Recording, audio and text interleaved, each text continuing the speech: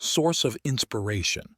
Many of the greatest success stories in history have come from a word of encouragement and trust from a loved one or a trusted friend. If it wasn't for his wife Sophia's strong belief, we might never have recognized Nathaniel Hawthorne among the great names of American literature. When Nathaniel returned home distressed and told his wife that he had lost his job, her joyful reaction surprised him. "Now you have time to write your book," she exclaimed happily. "I know," he replied uncertainly, "but how will we live while I'm writing?" To his astonishment, Sophia opened a drawer and pulled out a considerable amount of money. "Where did you get this money?" he exclaimed. "I've always known you were a genius," she said. "I knew someday you would write a masterpiece. So every week I saved a little from the household money you gave me. This is enough to keep us going for a year." With his wife's trust and expectation, one of the greatest novels in American literature was born, The Scarlet Letter. It doesn't take much to make someone happy. It could be a gesture if you know how, just a timely word, a slight adjustment to a pin, a screw, or a nut in the intricate machinery of your soul. 2. When does joy come? A group of young people always felt that life was dull, so they went all over the place searching for joy. On their journey to find happiness, they encountered many troubles, sadness, and pain. Therefore, they went to ask Socrates, "Where can we finally find joy? Why do we search for happiness but only find unhappiness, which seems to keep increasing?" Socrates said, "First, help me build a boat."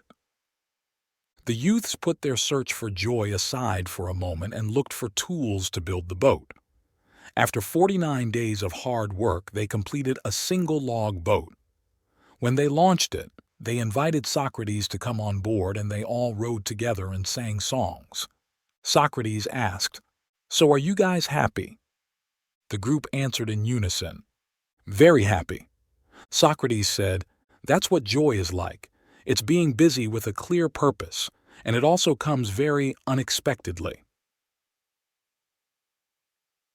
3. The great value of a disaster. In December 1914, the laboratory of the famous inventor Thomas Edison was completely destroyed by fire. Despite the damage totaling over $2 million, the insurance company only compensated $238,000. They argued that the building, made entirely of concrete, was supposed to be fireproof. That night's blaze destroyed many of Edison's life's works.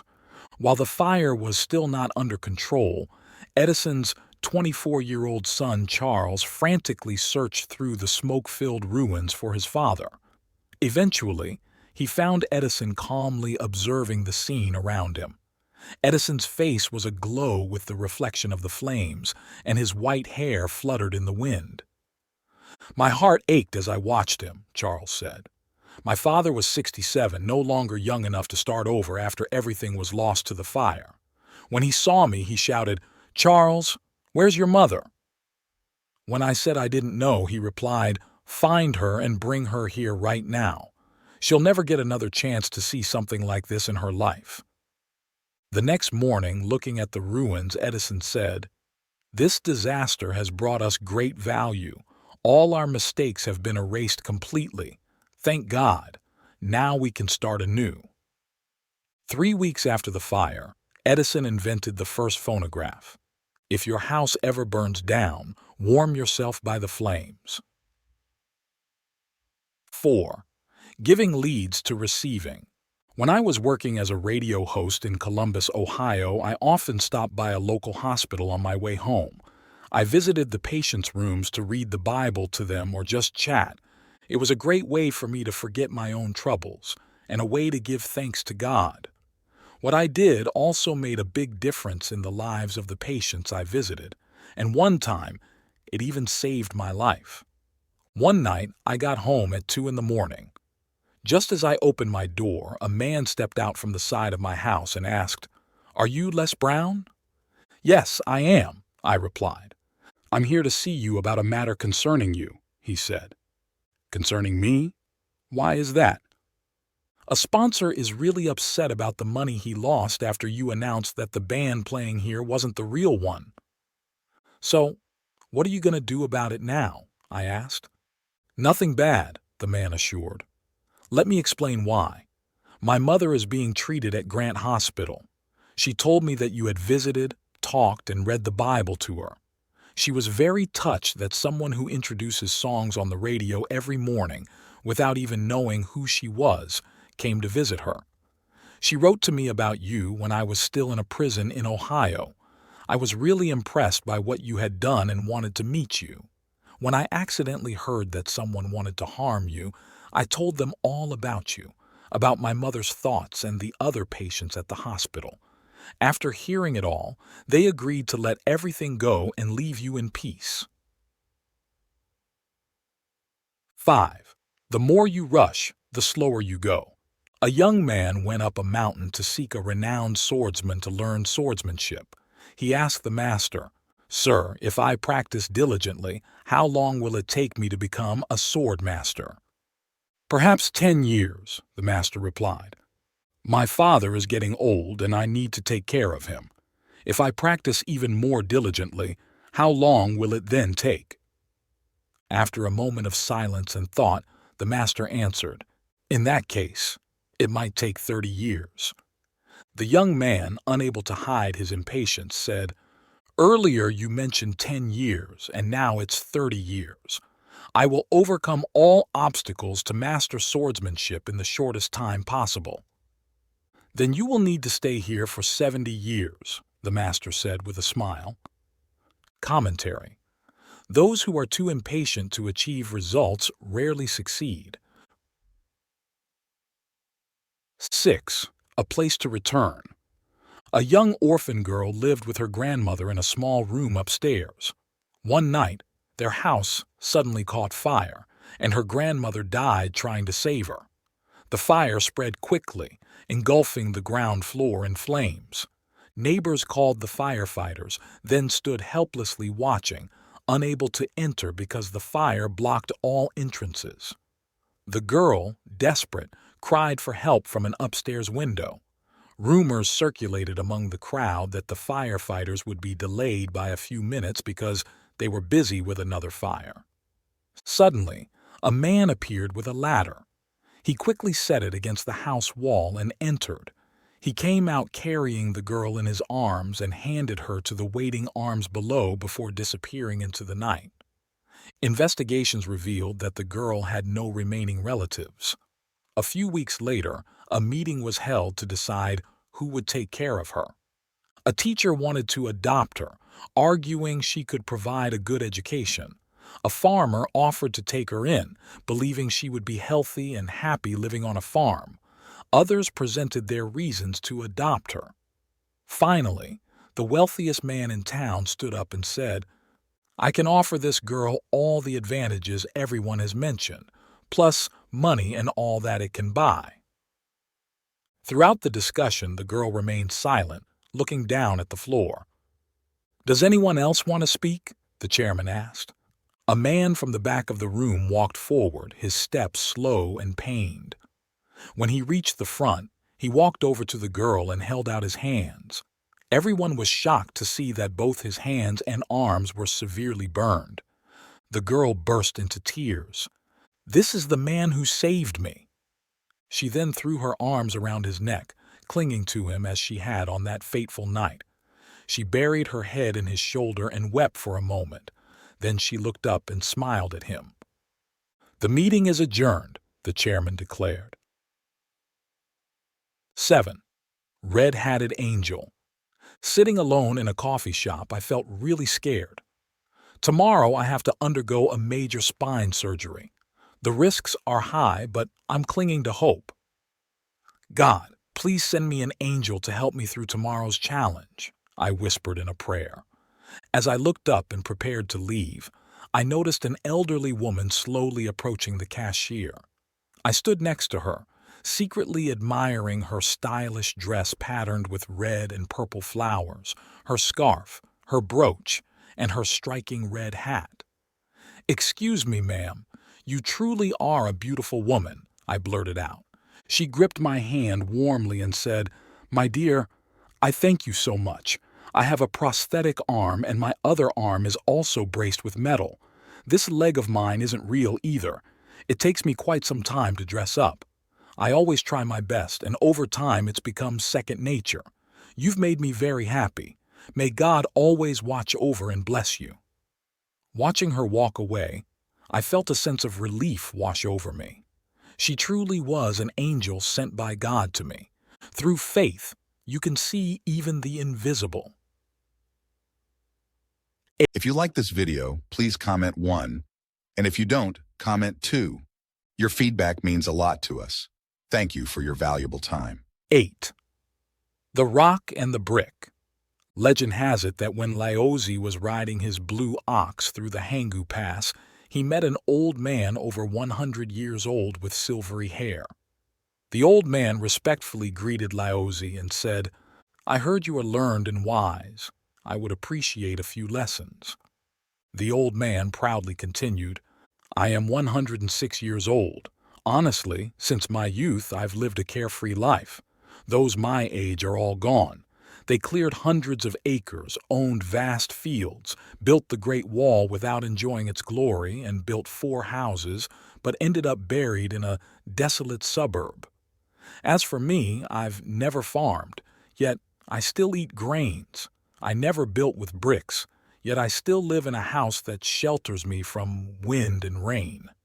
Sir, now I can laugh at their busy and troubled lives, all for a slightly earlier death?" Laozi smiled and said, "Please bring me a brick and a rock." Laozi placed a brick and a rock in front of the old man and asked, "If you could only choose one, sir, which would it be, the brick or the rock?" The old man confidently chose the brick and explained, "Naturally, I choose the brick." Laozi asked him, "Why?" The old man pointed at the rock and said, "This rock has no corners or edges. What use is it? But the brick is useful." Laozi then greeted the people around and asked, "Do you choose the rock or the brick?" Everyone chose the brick over the rock. Laozi turned back to the old man. "Which lasts longer, the rock or the brick?" The old man replied, "Obviously the rock." Laozi calmly smiled and concluded, "The rock lasts longer, but no one chooses it. The brick is short-lived, but everyone chooses it, simply because it's useful or not. It's the same with everything else. Though short-lived, if useful, everyone chooses and likes it. Though long-lasting, if not useful, everyone ignores and eventually forgets it, making it short-lived in memory." The old man felt very embarrassed after hearing this. 9. The Donkey and the Horse. A donkey was traveling with a very smart-looking horse. The horse only had a simple saddlebag on its back, while the donkey was so overloaded with goods that it could barely stand. The donkey begged the horse to take on some of its burden, or else it feared it might collapse before reaching the city. It said, "Please help me with half of this load. It would be just a small task for you." The horse outright refused and even snorted in the face of its travel companion. Unable to bear the weight any longer, the donkey collapsed. Subsequently, the horse had to carry not only the entire load but also the donkey's skin. 10. Lessons from a martial arts teacher. Most of our happiness or misery is determined by our personality, not our circumstances.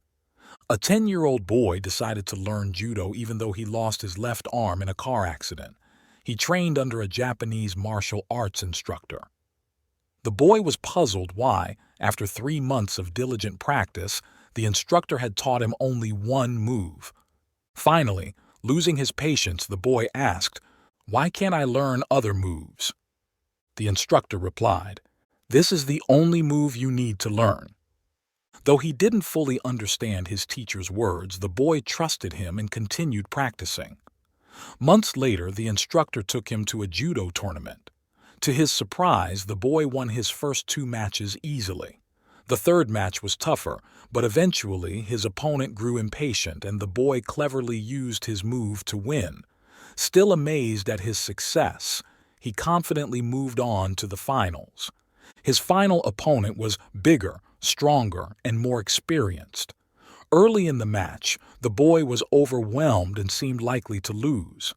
At the end of the first round, the referee wanted to stop the fight to prevent the boy from getting hurt, but his instructor insisted they continue. As the match resumed, the opponent made a critical mistake. He underestimated the boy and let down his guard. The boy used his one move to throw him down and pin him. The boy won the championship. On their way home, the instructor and the boy reviewed every match.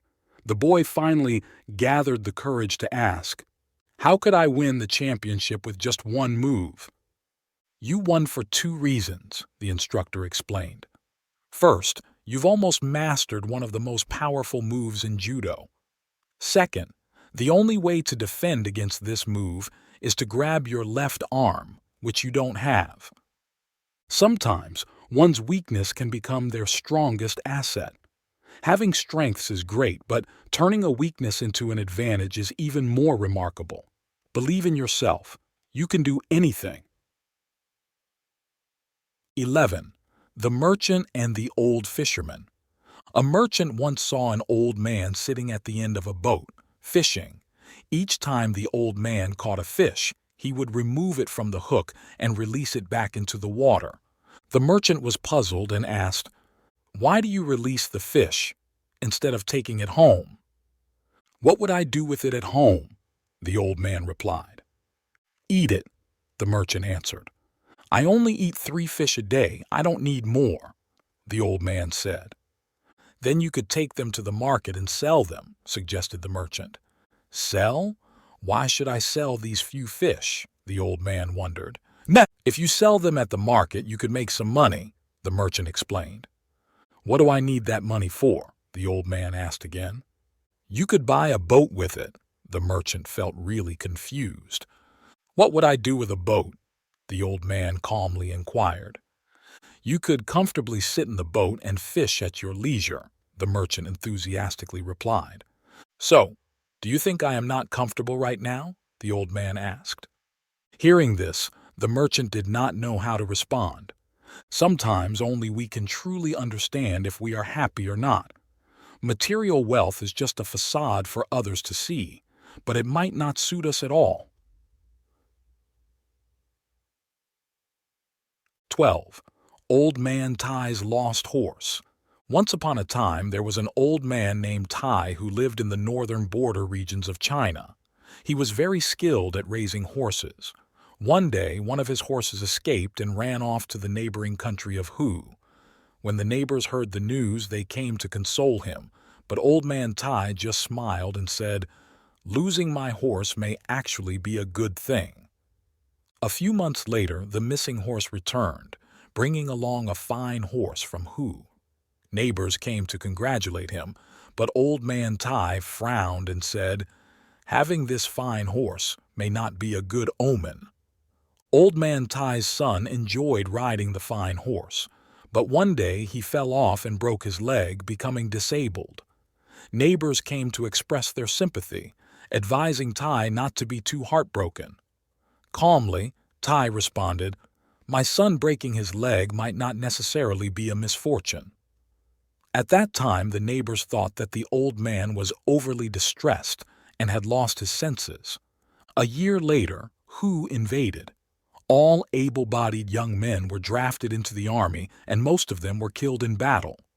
Since Tai's son was disabled, he stayed home and was spared. Only then did the neighbors realize the depth of Old Man Tai's wisdom. Commentary. Indeed, a blessing can be a curse, and a curse can be a blessing. Life's outcomes are hard to predict. Of course, Old Man Tai's story is a rare and exceptional case. However, through this story, we are reminded of a philosophy. Life's fortunes are unpredictable, so we should calmly reflect and consider. What seems like a loss might not be a loss at all, so we should not get disheartened or discouraged. Sometimes what appears to be a setback may actually pave the way for good fortune. Conversely, do not be overly joyous about apparent good luck. it may lead to misfortune. This is also a lesson in patience in life. Blessings and misfortunes continue to interchange, making it hard to foresee. So when blessed, one should not be overly joyful, forgetting to guard against potential misfortunes.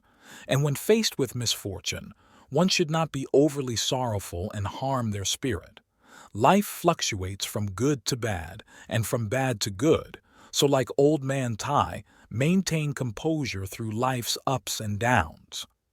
There's also a saying, misfortune is where blessings lean, and blessings are where misfortunes lurk. Life's fortunes are ever-changing, so like Old Man Tai, keep your calm amidst life's turbulent changes. We can never truly know what lies ahead. Life isn't always as we expect. 13. The most important part of the body. My mom often asks me, "What do you think is the most important part of the body?" When I was little, I thought that sound was very important to people, so I said, "The ears must be the most important." But Mom shook her head and said, "That's not it. There are many people who are deaf in the world. Keep thinking about it, and I'll ask you again later." A few years later, I guessed that sight must be the most important, so I suggested the eyes. Mom looked at me lovingly and replied, "You're learning a lot, but that's not the right answer either. Many people are blind." Time and again, Mom would gently tell me, "That's not right, but you're getting closer, my dear."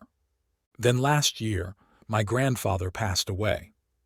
Everyone was sad, and even my dad cried, which was only the second time I'd ever seen him cry.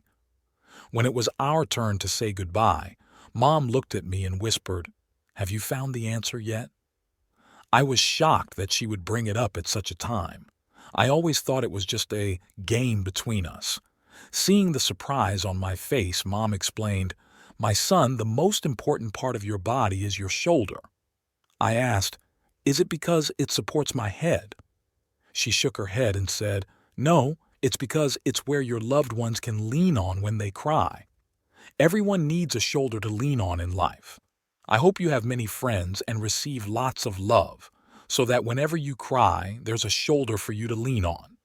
Since then, I've understood that the most important part of a person is not something selfish, but the part that can empathize with others' pain. 14.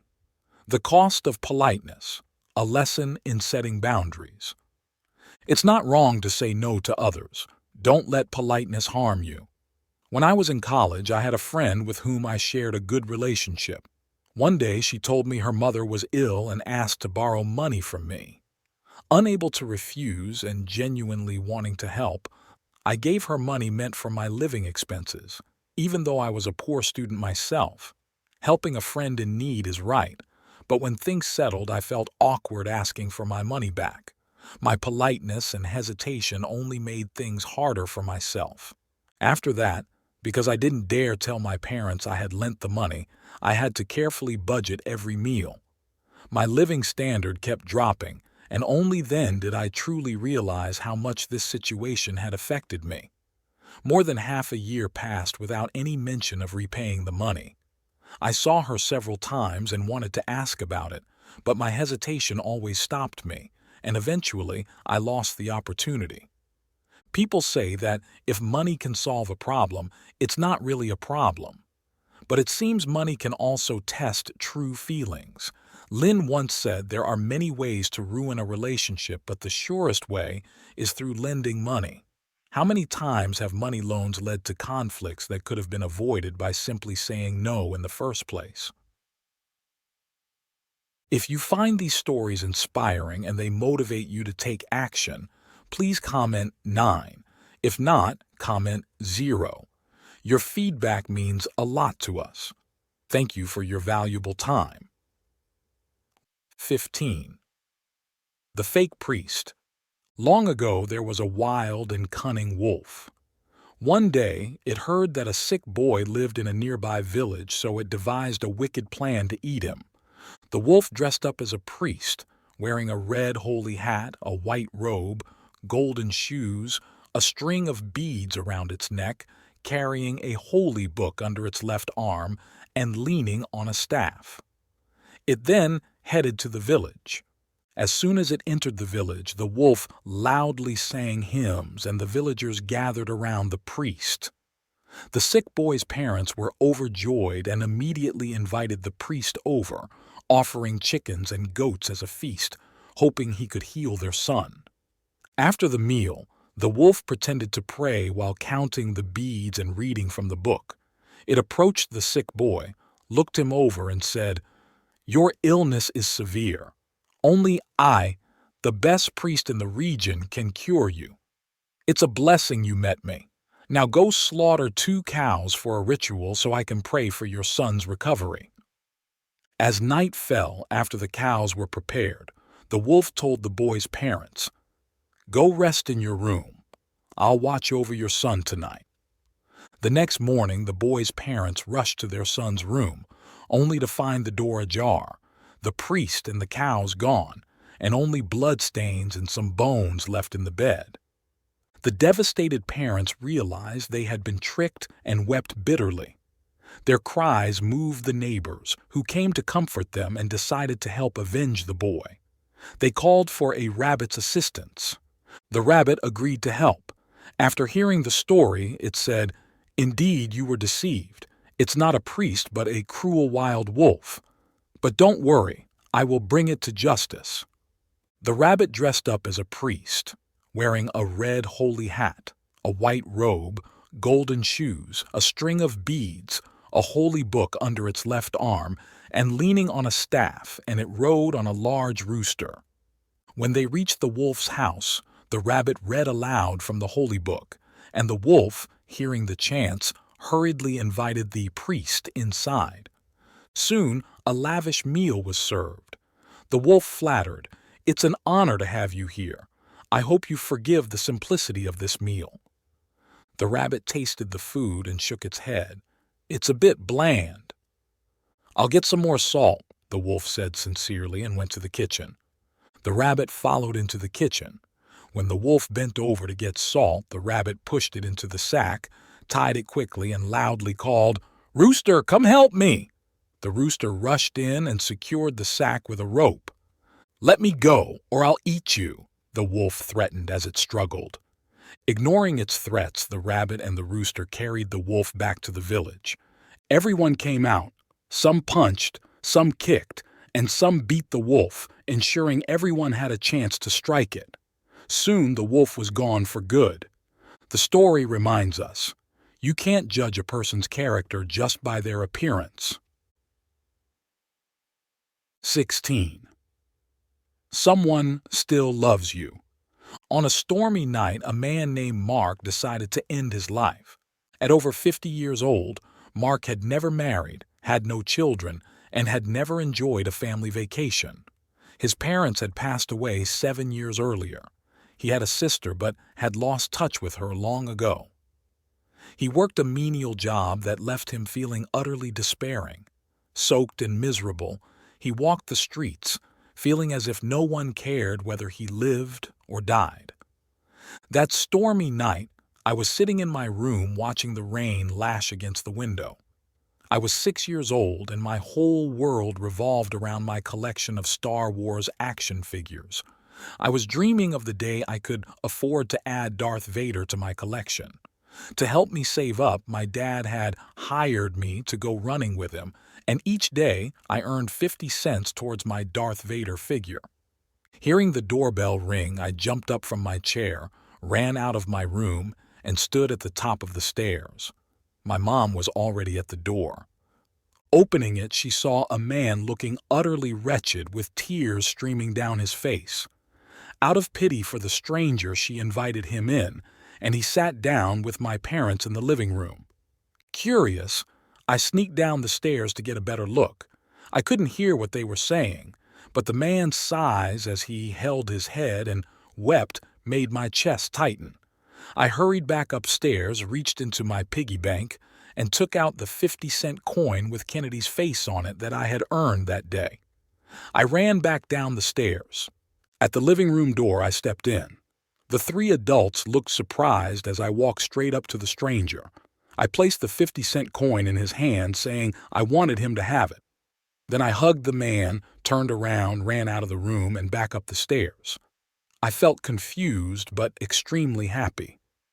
Downstairs, Mark sat silently with his head bowed, tears running down his face as he clenched the coin in his hand. Finally, looking at my parents, he said, "I thought no one cared about me anymore. I've been so lonely for 20 years. That was the first hug I've received in longer than I can remember. It's hard to believe someone still thinks about me." Mark's life changed that night. When he left our house, he was ready to keep living instead of dying. Although we never saw Mark again, he sometimes sent us letters, letting us know he was still well and everything was fine. At age 6, I hadn't thought much about what I did that night. It was just my response to the sighs of someone in pain. During our runs, my dad and I would talk about the importance of giving, but until that moment, I didn't fully grasp what it meant. But my life changed that night too, because I witnessed the healing power of giving, even if it was just a 50-cent gift. Before Mark left, my parents asked him why he had knocked on our door. Mark said that as he walked the streets on that rainy night, desperate and ready to die, he noticed a bumper sticker on a car's rear bumper. Standing at the parking spot, he wondered about the people in the house that owned the car. Then, overwhelmed by despair, he walked up to the door. It's hard to imagine how a bumper sticker and 50 cents could change 2 lives, but it did. The sticker on our car read, "Someone still loves you." 17. The difference between heaven and hell. A warrior once asked the Zen master, "What's the difference between heaven and hell?" The Zen master responded, "Who are you?" "I am a warrior," the man replied. Hearing this, the Zen master laughed and said, "A brute like you dares to ask such a question."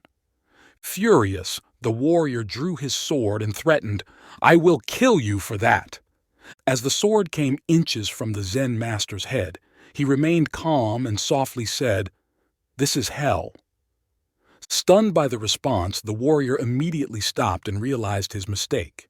He dropped his sword, joined his hands, and bowed deeply, saying, "Thank you, Master, for your teaching. Please forgive my rudeness." The Zen master smiled and said, "This is heaven." Reflection. Within every person lies both good and evil, right and wrong. Losing control and anger can lead one to hell, but harboring good intentions and returning to one's true nature can open the doors to heaven. Listening. A teaching from Buddha on being good. Being virtuous doesn't require effort. 18. The Monkey and the Spider's Prank. A monkey was invited to his fiancée's house and happily brought along his friend, the Western spider. The monkey loved to look stylish and wore a pair of large, bright, fake eyes for the visit. The Western spider, always envious by nature, felt jealous seeing how dashing the monkey looked. He decided to find any opportunity to ruin the monkey's day. The monkey's fiancée was thrilled to have 2 special guests and quickly went to cook some food. Meanwhile, the monkey sat by the fireplace. When no one was watching, the spider threw a green chili into the fire. Suddenly, everyone started coughing and tearing up from the smoke, causing the monkey great discomfort because of his fake eyes. He rubbed his eyes and the fake eyes fell out. The monkey's fiancée, seeing this, became very angry.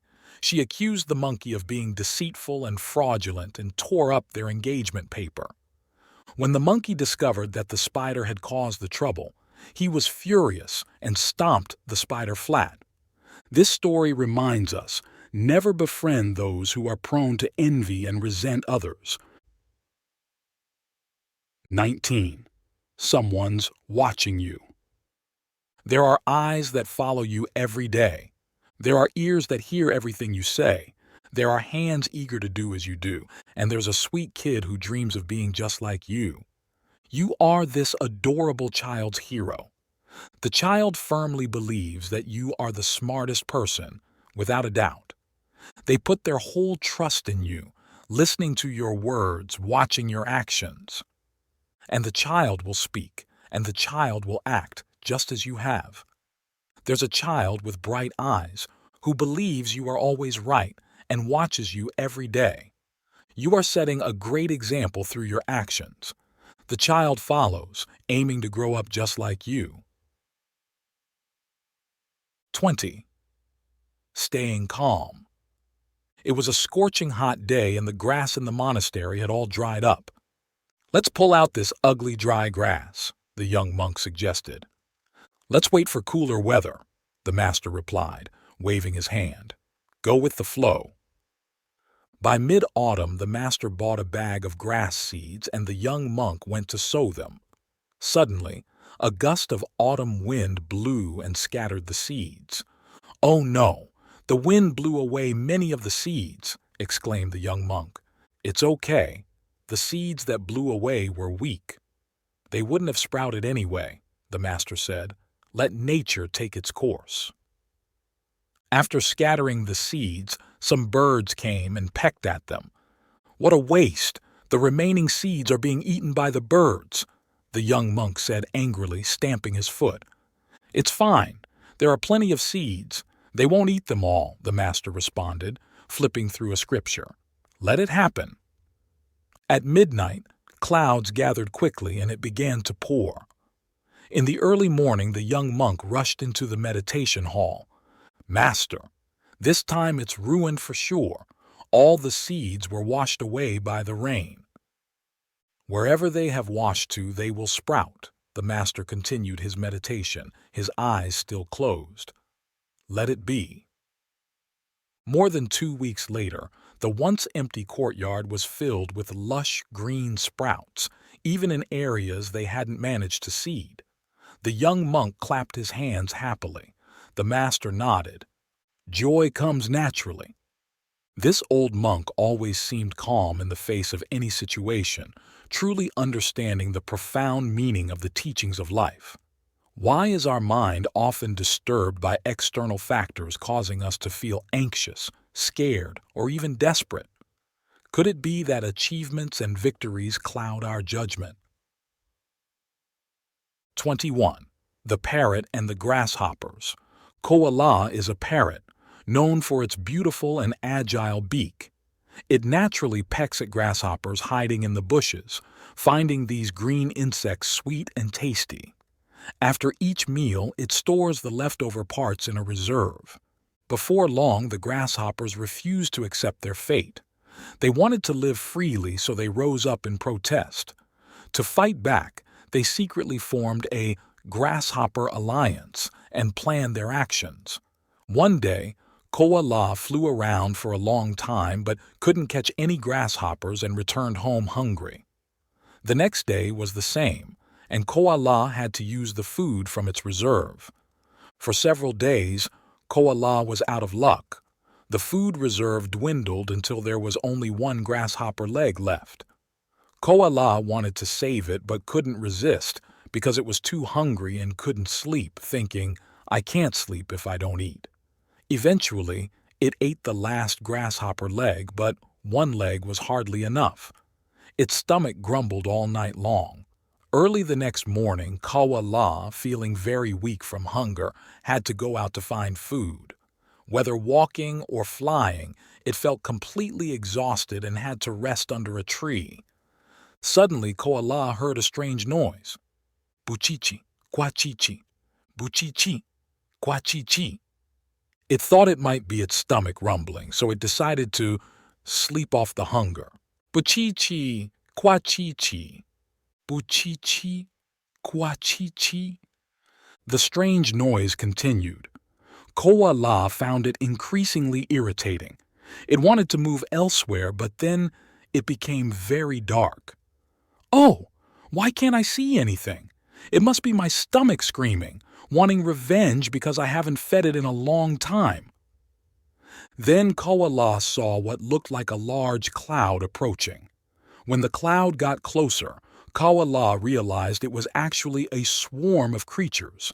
Feeling gloomy, the swarm of creatures arrived, some hitting, some kicking, some pushing, some biting, causing koala pain and irritation unbearable. "Ah, my goodness, it's a swarm of grasshoppers!" Koala exclaimed in surprise. Indeed, the numerous grasshoppers surrounded Koala, making it clumsy and frightened. To escape, Koala had to jump from one place to another, from one tree branch to another. After much jumping, it exhausted itself and fell from the tree. The Grasshopper Alliance had thought of this, so the strange noise Koala heard was the sound of the grasshoppers kicking while flying. All of them kicking together made the noise bu-chi-chi, kwa-chi-chi. They used this method to intimidate their enemy beforehand. The grasshoppers were indeed formidable. The grasshopper army thought Koala was dead and dispersed. In reality, Koala had just fainted. A few hours later, a cool evening breeze woke it up. At first, it thought it was all a nightmare. All was quiet, and Koala felt dejected, wondering why it was so unlucky today. It was thirsty and crawled to a nearby stream to drink water, the moonlight reflecting on the stream like a mirror. Koala looked at its reflection in the water, startled, hardly recognizing itself with a green beak and dark circles under its eyes, looking very ugly. The grasshoppers are truly terrifying, Koala thought to itself, but don't I have a beautiful and agile beak? Haven't I naturally pecked at grasshoppers before? Why couldn't I use it effectively just now? From then on, whenever Koala encountered grasshoppers, it dared not peck at them. When hungry, it would eat some grass or peck at soft fruits instead. What does this story teach us? The weak must unite to defeat the strong. If you like this video, please comment 1. And if you don't, comment 2. Your feedback means a lot to us. Thank you for your valuable time. 22. True Love. Moses Mendelssohn, the grandfather of the famous German composer, was not a handsome man. He was short and had a hunchback. One day he visited a merchant in Hamburg whose daughter, Frumtje, was very lovely. When Moses met Frumtje, he fell deeply in love with her but felt hopeless because she seemed frightened by his appearance. When it was time to leave, Moses gathered his courage and went up the stairs to her room, hoping for one last chance to talk to her. To him, she was like an angel in beauty, but it saddened him when she avoided looking at him. After some awkward small talk, Moses nervously asked her, "Do you believe that marriages are decided in heaven before we are born?" "I do," she replied, looking down at the floor. "Do you believe that too?" "Yes, I do," he said. "You know, in heaven when a baby boy is born, God tells him about the girl he will marry. When I was born, my future wife was also decided, and God mentioned that my wife would have a hunchback. At that moment, I cried out, 'Oh, Lord, a hunchbacked woman would be a tragedy. Please give that hunch to me so that my wife can be beautiful.'" Frumtje looked up into his eyes, deeply moved. She reached out her hand to Moses, took it, and later became his devoted wife. In love, there's a paradox. Two become one, yet remain two. 23. The Quiet Search. Listening to the Heart's Whispers. One day, a father accidentally misplaced his wristwatch. He searched everywhere in frustration but couldn't find it.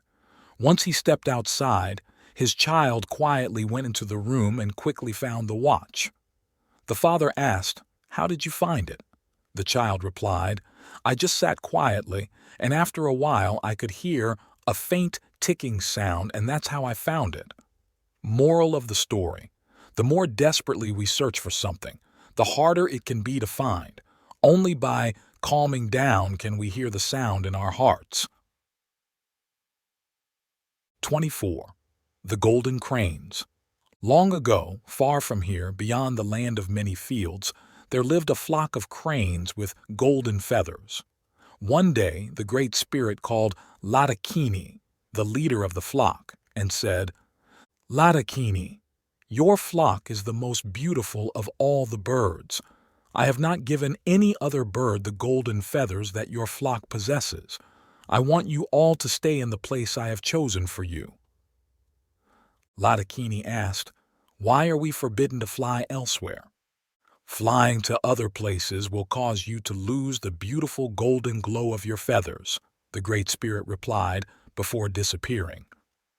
Ruffling her golden feathers, Latakini flew back to her flock to share the Great Spirit's decree. As summer was ending, flocks of Canadian geese, wild ducks, and herons arrived in Latakini's northern homeland. All the migrating birds gathered together to begin their annual journey to the warmer south. Latakini became restless.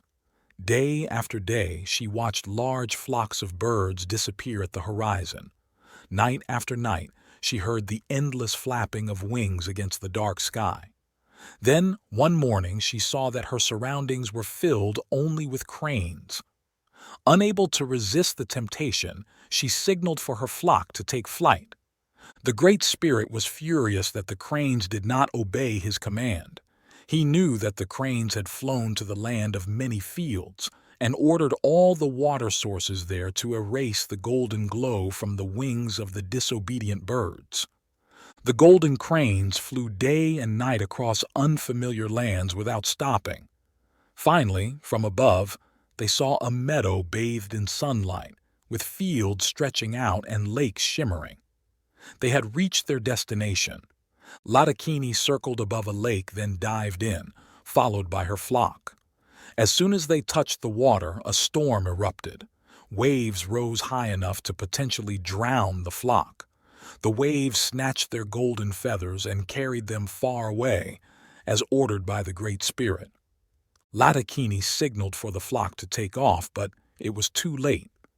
No longer a cloud of golden birds shining in the southern sun, they were now just a mist of white birds. It was then that Latakini remembered the Great Spirit's warning. Latakini comforted herself. When spring comes and we return to our northern homeland, maybe the Great Spirit will give back our golden wings. If so, I will never disobey again and will never leave the area he has set for us. She eagerly awaited the spring, and when the migrating birds set off, Latakini called her flock to fly back to their homeland. Once more, the cranes flew for many days and nights without rest. They landed in a meadow at home. Alas, it was no different than if snow had returned. The flock was still pure white. Latakini realized that she would never have golden wings again because she had defied the Great Spirit's will. 25. The Donkey and the Mule, a lesson on fairness. A donkey and a mule were traveling together, each carrying an equal load. The donkey complained that although the mule carried the same weight, it received twice as much food. The mule remained silent. As they traveled, the donkey grew tired. The owner then took some of the donkey's load and placed it on the mule. The mule continued on without complaining. Further along the journey, the donkey became even more exhausted. Again, the owner transferred more of the donkey's load to the mule. With almost no goods left to carry, the donkey lagged behind, breathing heavily. Then the mule turned to the donkey and said, "My dear friend, I do deserve twice the food, don't I? So, we should not judge people's work at the beginning but at the end." 26. The importance of kindness. Before striving for success or intelligence, mothers should remember to teach their children the importance of being kind. This lesson is crucial for adults to remember as well. This year, as we welcomed a new year, the world faced a historic pandemic. According to reports from Tuoi Tre newspaper, as of June 4, 2020, the U.S. recorded over 1,200 deaths in 24 hours, with more than 1,271,679 cases globally and over 64,000 deaths. During these challenging times in Hanoi and Saigon, Community food stations were set up providing daily meals for those in need.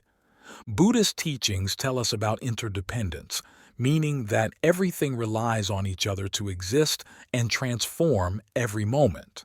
For instance, the concept of high exists because of low and good exists because of bad. A single flower embodies the sun, water, soil, and clouds. Similarly, a grain of rice holds the farmer's sweat, sunlight, and water from rivers. We all depend on each other and are connected through our ancestors. This interdependence shows that events do not happen in isolation but are interconnected. The pandemic did not emerge suddenly in 2020, nor during the times when the elderly gave up their survival chances for the young, or when social distancing measures were implemented to prevent uncontrollable spread. The losses and damages have been immense. The pandemic has existed from the moment human selfishness and aggression began, as we thought of increasing our benefits through exploitation without considering the repercussions. In the documentary, The Importance of Kindness, there's a powerful line.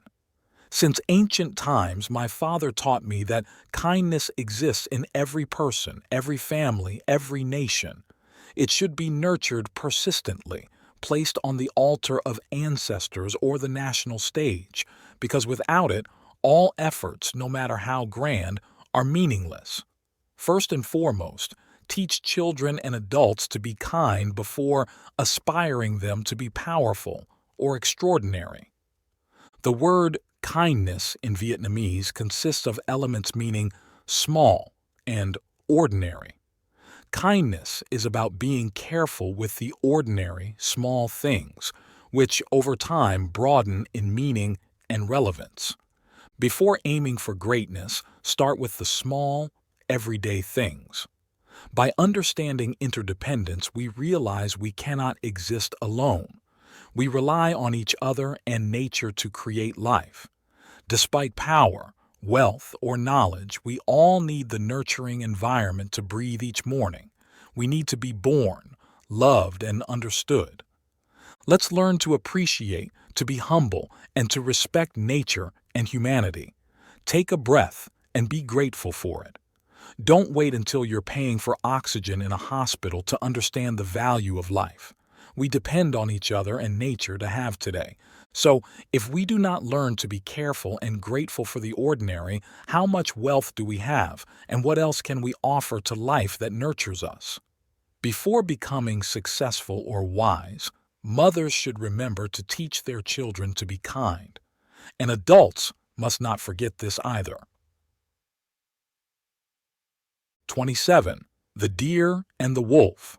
One day, all the wolves in the area gathered by the riverbank of Nat River to share news and have some fun. There were young wolves, strong adult wolves, and a few old loners like Gray Wolf. At first, they sang their long, seemingly endless wolf song. The loud howls filled the forest, scaring other animals away. Fish dove deep into the mud, some hiding under rocks. A salmon dodged left and right to avoid the nightmarish sounds, then swam upstream, leaping over waterfalls. It's said that this was when salmon learned to overcome obstacles and swim upstream to their spawning grounds. Even the sun was bothered by the wolves' howling. That day, it went to bed early, hiding its face in the clouds to block out the noise. In contrast, the wolves' chorus attracted the moon. It rose above the pine trees to get a better view of the pack. The wolves were thrilled to have such a captive audience. Exhausted after a while, the wolves turned to another pastime, sharing old tales. They praised long-forgotten heroic deeds. Old warriors showed the younger ones the scars from ancient battles. Sitting in a circle, talking about everything and nothing, they waited for the morning mist to signal a new day. Across the river, a group of deer gathered. The mist carried the wolves' stories to them. The deer couldn't help but laugh at the animals that only believed their own kind. "Who dares mock the brave wolves?" a wolf called out. The warning didn't stop the deer from laughing. Hidden by the early morning fog, the deer weren't afraid of the wolves. But suddenly, the sun leaped into the sky, rubbed its eyes, and cleared the fog to see what was happening on the ground. "Oh, those deer!" a wolf shouted across the river. "They don't even know how to laugh properly. Listen to this." The wolves grinned, their fierce teeth gleaming in the sunlight. "Ha! Ha! Ha!" they laughed, echoing through the forest. The deer responded, "It's our turn." Mm, mm, mm. They tried to laugh but only showed their toothless gums. That's why the deer couldn't laugh properly, the wolves thought, seeing their tasty prey. In a flash, they jumped into the water and swam to the other side. The deer quickly ran away. The pack of wolves kept up the chase and has been pursuing deer ever since. Since that day, the wolves have known that deer are tasty prey with nothing to defend themselves against wolf teeth. 28. It's never too late. Years ago, during a communication course, I encountered an unusual teaching method. The instructor asked us to list all the things we were still ashamed of, regretted, or hadn't finished. The following week, the instructor invited the participants to read their lists aloud. As these were very personal matters, only the bravest volunteered to share with the class. As everyone read their lists, my list of regrets seemed to grow, surpassing 101 items in just 3 weeks. Then, the instructor suggested we find ways to address these actions, whether by apologizing or making amends to rectify our mistakes. Honestly, I was skeptical about whether this would improve my relationships, especially when I thought about potentially being shunned by others. The next week, the person sitting next to me volunteered to share their story. When I was jotting down my wrongdoings, I remembered an incident from high school in a small town in Iowa. Back then, we disliked Chief Brown, the local police chief. One night, after having a few beers at a bar, my 2 friends and I decided to play a prank on him. We found a can of red paint, climbed the public water tank in the middle of town, and painted Chief Brown is a jerk in bright red letters. The next day, those glaring words stood out in the sunlight for everyone to see. Within 2 hours, Chief Brown had all 3 of us at the police station. My friends confessed, but I denied everything. Nearly 20 years later, the name Chief Brown suddenly appeared on my list. I didn't know if he was still alive. Last weekend, I called the information office in that town in Iowa and found a Roger Brown listed. I dialed the number they provided. After a few rings, someone on the other end answered. "Hello," I started. "Is this Chief Brown?" "Yes," he replied after a moment of silence. "I'm Jimmy Calkins. I want you to know that I was the one who vandalized the water tank back then." Silence followed, then suddenly he shouted, "I knew it." We both laughed heartily and had a cheerful conversation. Before hanging up, Mr. Brown told me, "Jimmy, back then I felt sorry for you, because your friends had relieved themselves of the burden of their impulsiveness, while you carried it with you all these years. I appreciate your call, for your own peace of mind." Jimmy's story gave me the courage to cleanse all 101 of my mistakes. It took almost 2 years, but it became a starting point and a real inspiration for me to choose a career in conflict resolution. No matter how difficult the conflict or situation, I always keep in mind, it's never too late to cleanse the past and start anew. Every experience we've gone through is beneficial for us. What's important is to have the right attitude to accept and truly understand its meaning and value. 29. Moving forward, the importance of letting go of the past. Don't get caught up in past glories. Some say that dwelling on a glorious past is the biggest obstacle to future success. Everyone has a past, a time when they felt on top of the world, but after all, that is the past. Many people don't understand this and try to define their present life by their past. They see that their past was better than others, but Now those people are doing better than them and they don't want to make an effort to catch up. They feel it's unfair. Why is someone who was once poor now doing so well? While others move forward, they live in the past, thinking they are smart, and as a result, their lives become increasingly stagnant. Those who cling to their past glories often feel they are truly talented but were just born at the wrong time, believing life is intentionally making things difficult for them. This leads to resentment and dissatisfaction with everything around them. Yesterday cannot stay. The same goes for past glories. If you don't pay attention to the glories of the past, you won't stop progressing. You won't harbor dissatisfaction with life, and your life will steadily improve. If you find these stories inspiring and they motivate you to take action, please comment 9. If not, comment 0. Your feedback means a lot to us. Thank you for your valuable time. 30. The Eagle and the Sparrow. In a certain forest there lived an eagle who was very proud and boastful. Whenever it met any other bird, the eagle would brag about being the lord of the birds, the strongest, the loudest, and the highest flyer. One day, the eagle called all the birds together and issued a challenge. "Hey, fellow birds, does anyone dare to compete with me in loudness, eating, and flying high?" All the birds looked at each other in fear and remained silent. Seeing this, the eagle became even more arrogant. "I dare all of you to challenge me." At that moment, a little sparrow spoke up. "Mr. Eagle, I might not compete with you in eating or shouting, but I'll try flying high with you just this once." Both the eagle and the other birds were surprised and turned to look at the sparrow, but it was not intimidated. The contest began. The eagle flapped its wings and soared up. When it was higher than the tallest trees, the eagle shouted, "Hey, little sparrow, where have you disappeared to?"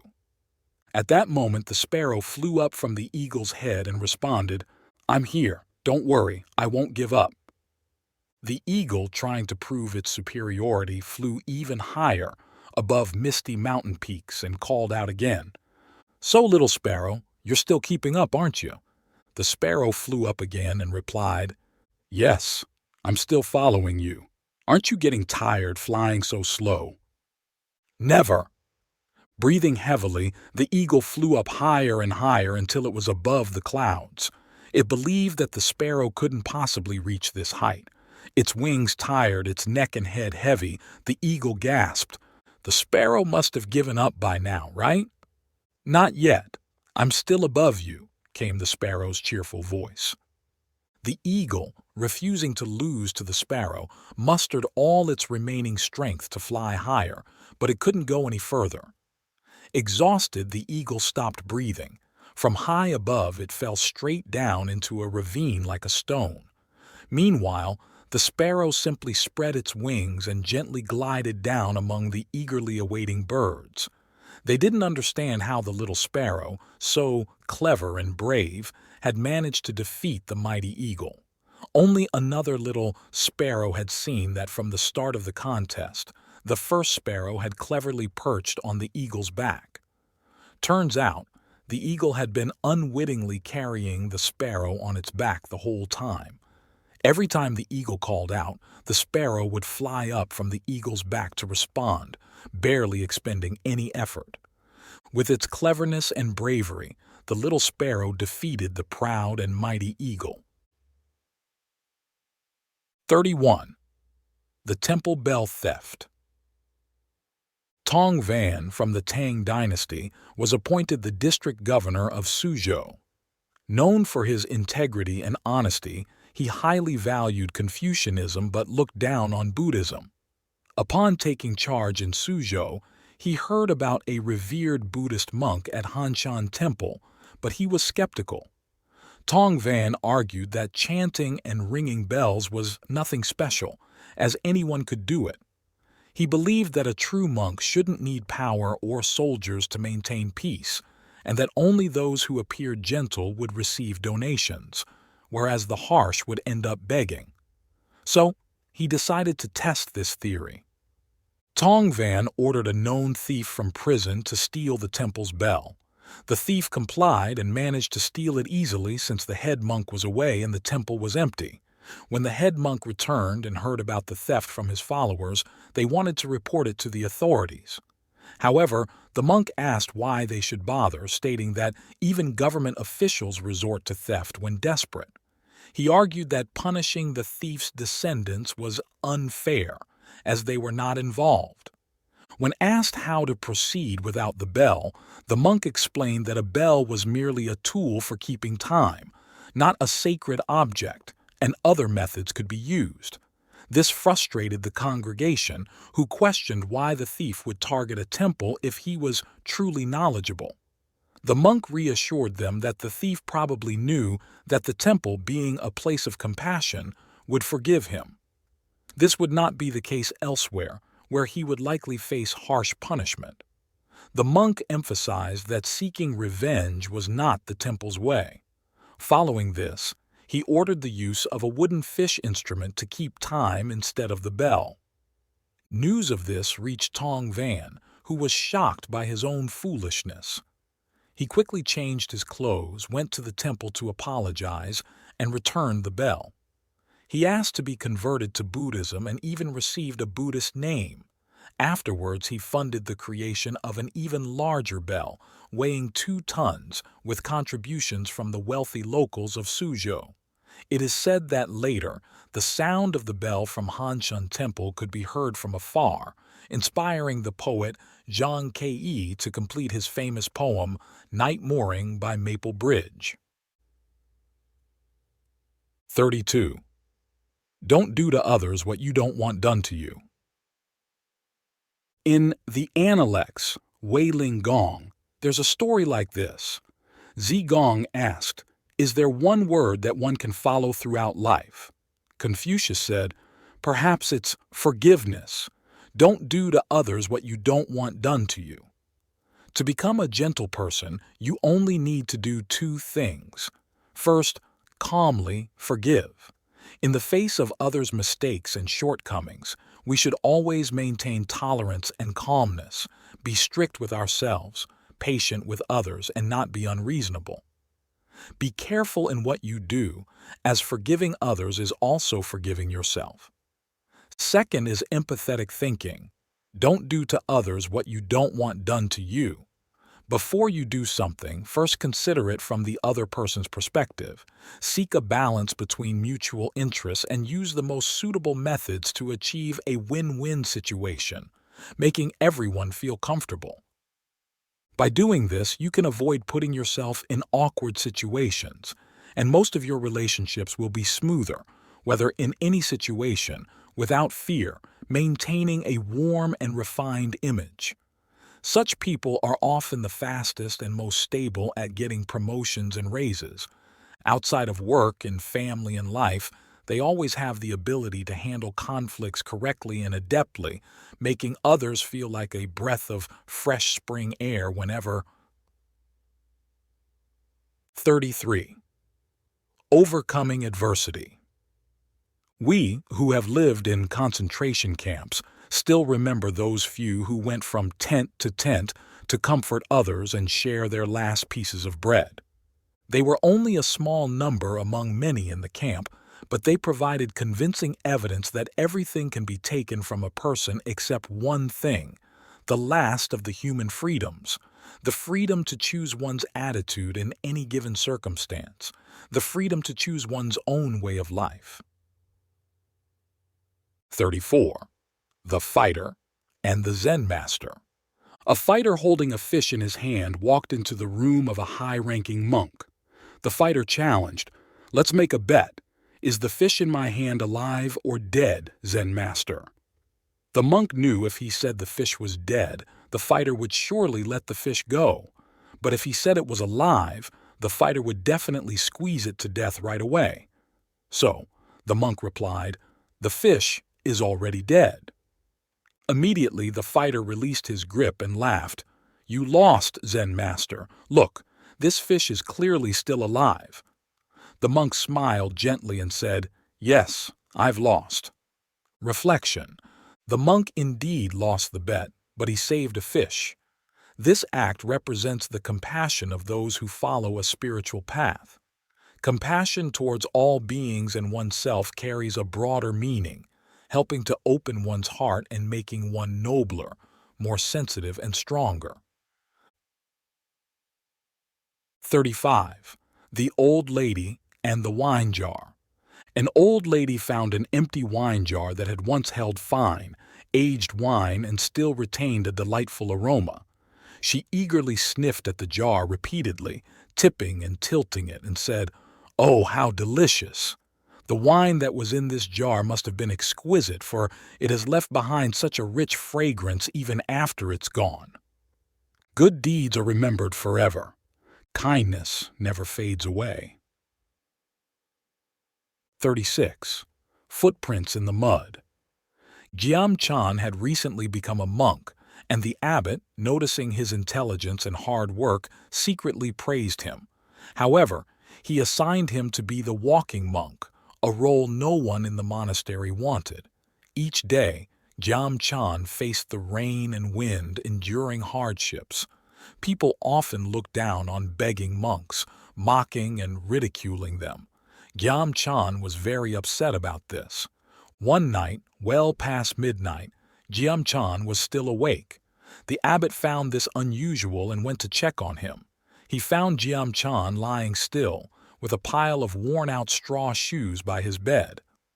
"Why didn't you go out to beg for alms today, and why are you keeping these broken shoes?" the abbot asked. Yawning, Jiam-chan replied, "Others wear a pair of straw shoes for a year without issue, but I've worn out so many in just over a year. Should I try to save shoes for the monastery?" The abbot smiled and said, "Last night it rained heavily. Let's go check the path in front of the monastery."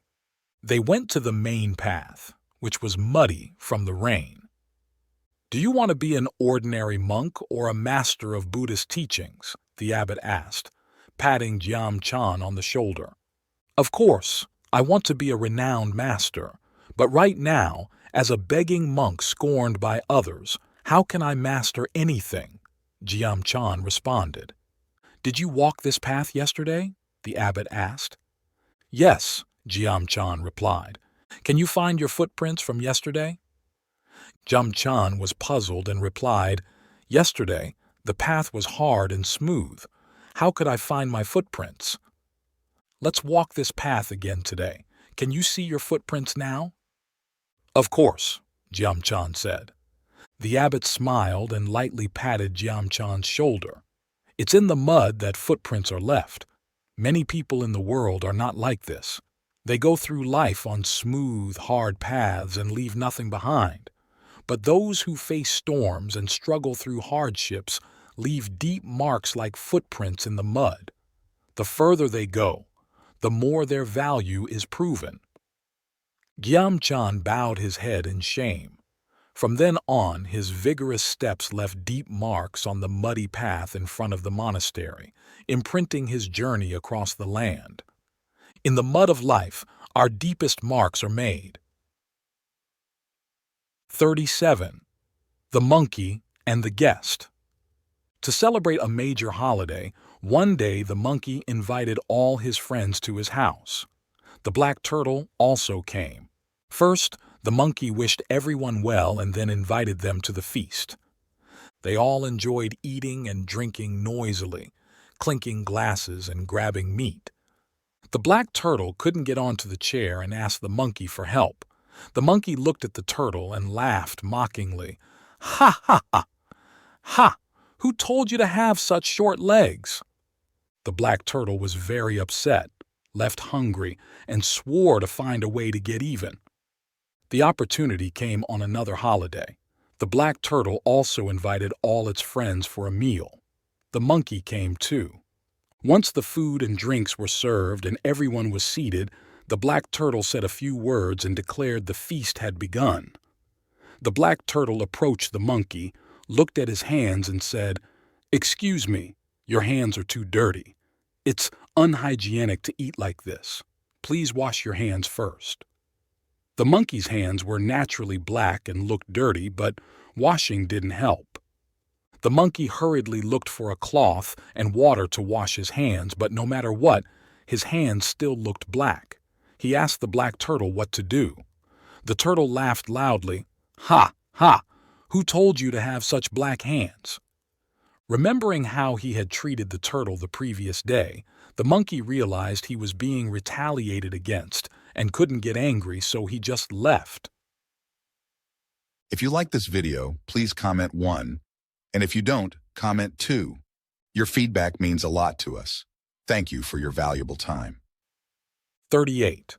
The farmer buys land. There was a farmer who wanted to buy a piece of land. He heard that someone in the local area was looking to sell, so he decided to check it out. The locals told the farmer, "Just pay 100 silver coins, and from sunrise to sunset, the land you can walk around during this time will be yours. However, if you can't return to the starting point by sunset, you won't own any land at all." The farmer thought to himself, "I work hard every day and walk so many paths. Surely I can walk a large circle of land, right? This deal sounds too good to be true." So, he agreed to the terms. As soon as the sun peeked over the horizon, the farmer started walking with large strides. By noon, he hadn't stopped for a moment and kept moving forward. He thought, "Just endure today's hardship, and I'll own a big piece of land." He continued walking far ahead until he saw the sun nearing the mountain's edge and hurried back. If he didn't make it back in time, he wouldn't get any land at all. Therefore, he decided to take a shortcut to save time. However, the sun set quickly, and he desperately ran. Just 2 steps from the starting point, he collapsed from exhaustion and fell right there. And so, despite paying the money, he ended up without any land. Moral of the story: human desires are like a wide pit that can never be jumped across. Because greed is bottomless, it can never truly be satisfied. This tale reminds us that those who are greedy and always seeking wealth, trying every way to enjoy a life full of material comforts without paying the price or exerting their own effort, will eventually be blinded by greed and face unfortunate outcomes. 39. The duck and the perch. A perch fish struggled onto the shore and got stranded in a dry area as the water receded. Thinking it was about to die, it was fortunate to see a group of ducks passing by and pleaded, "Please give me some water or I'll die." The ducks replied, "Just lie there and wait. We'll go find some food and bring you water later in the afternoon." Saying this, the ducks went off to the fields. The perch lay waiting all day under the harsh sun. By evening, the ducks brought back a pond full of water, but by then the fish had already dried up and died. 40. Maturity. What is maturity? Is it gray hair or wrinkles around the eyes? No, those are just the marks of time. True maturity isn't visible to the eye. Perhaps maturity is like a ripe peach, soft and sweet.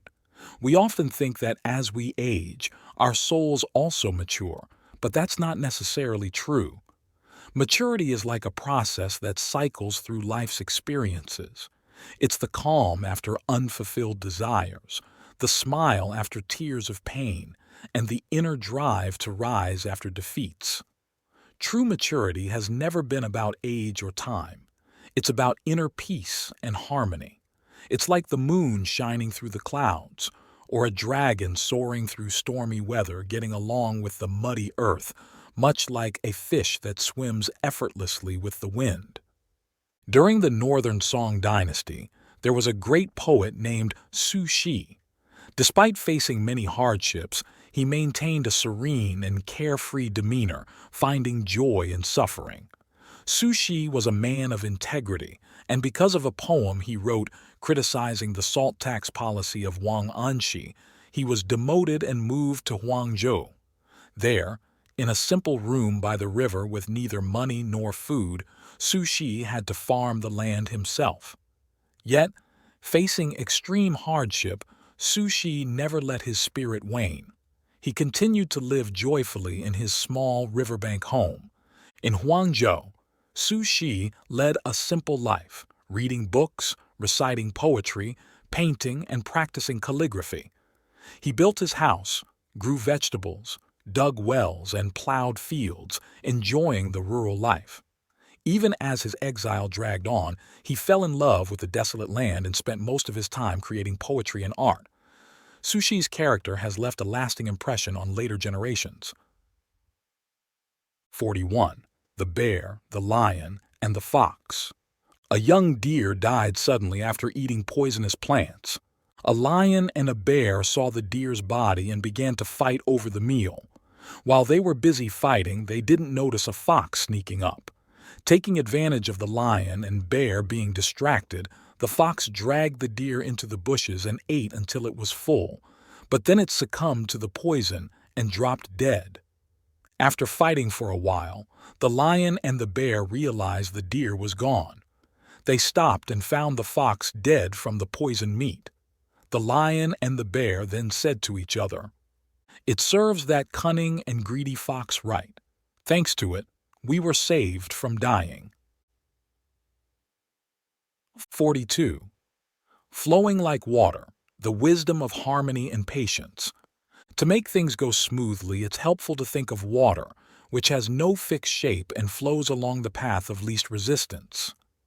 Ancient wisdom tells us that even mountains cannot stop water, and that over time, water can even erode stones.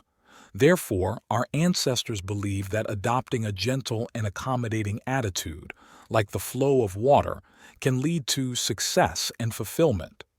This idea is encapsulated in the principle of not competing.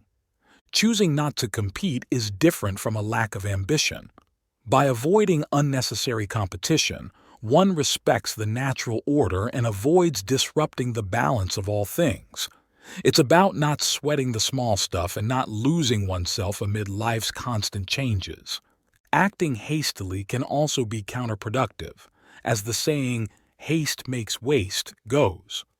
Before starting anything, it's wise to carefully consider your actions, plan thoughtfully, and then proceed step by step, just like a gentle, meandering stream.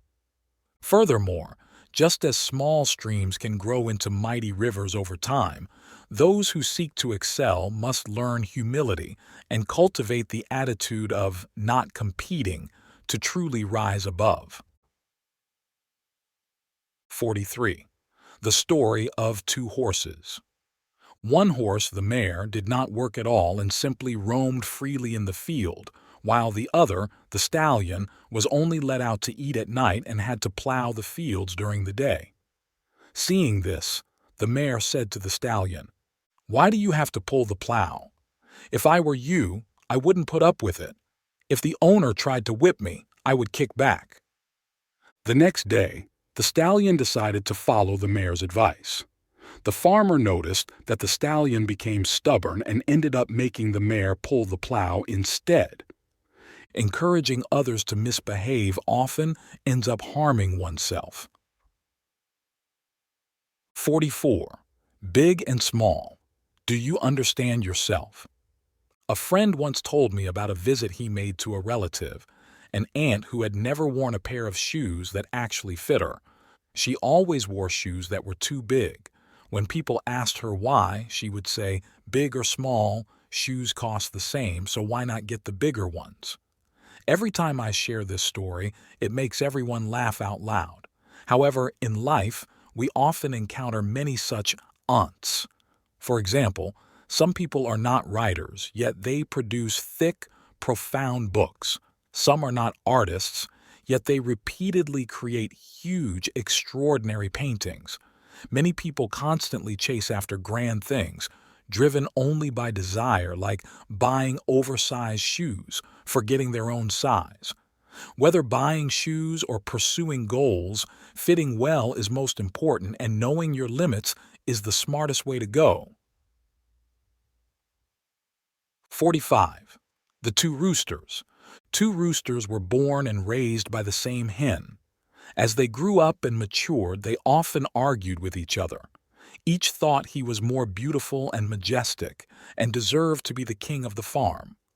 One day, after a heated argument, they fought fiercely, deciding that the winner would be crowned the king of the farm.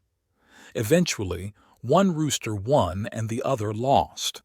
The victorious rooster quickly jumped onto the fence, flapped his wings, and crowed loudly to celebrate his victory. Unexpectedly, his crowing caught the attention of an eagle flying by. The eagle swooped down, grabbed the victorious rooster, and flew away. Meanwhile, the defeated rooster lay gasping for breath. We must love and support our siblings at home so that outsiders cannot take advantage of us.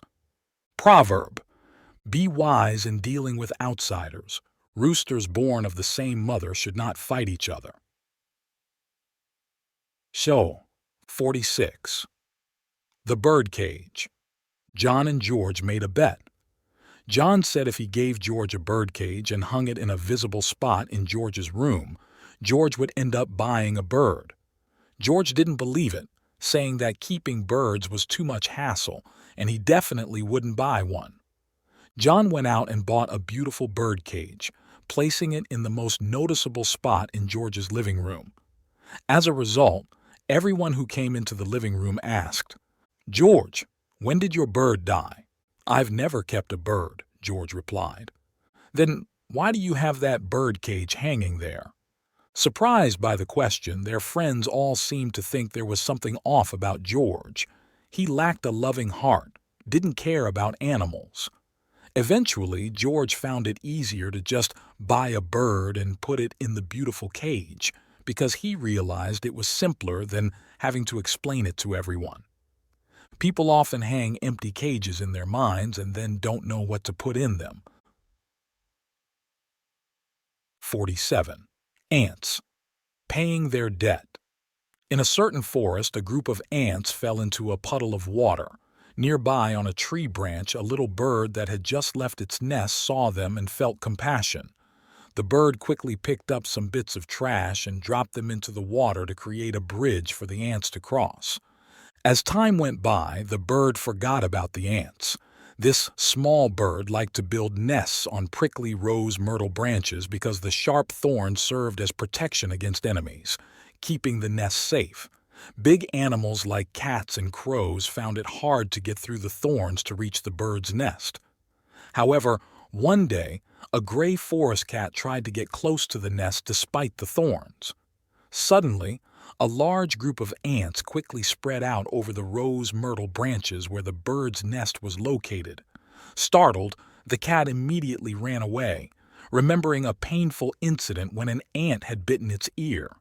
The ants that had fallen into the puddle long ago did not forget the bird's help in creating a bridge that saved them from the water. 48. Someone.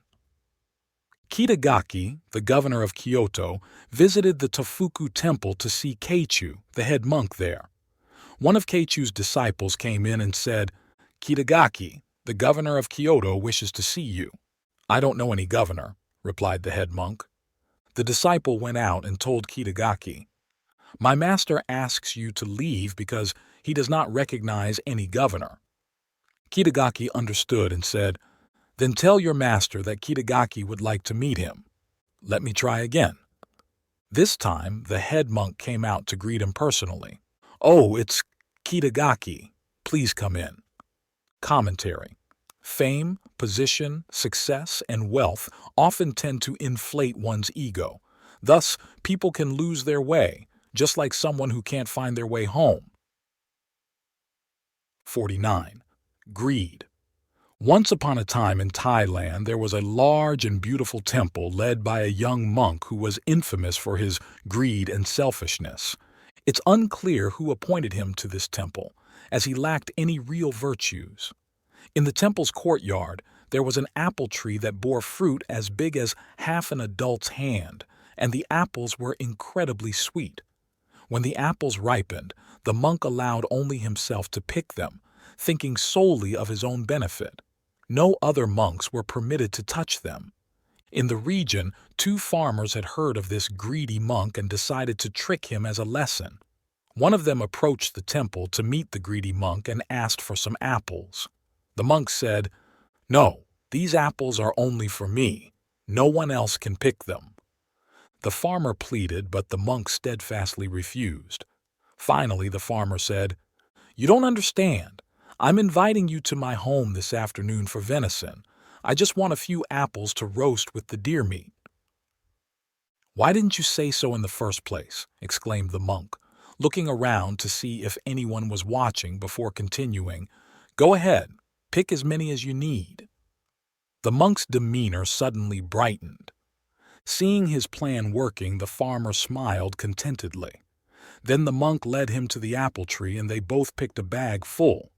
As they picked, the monk asked eagerly about the upcoming venison meal, while the farmer kept praising his roasted venison.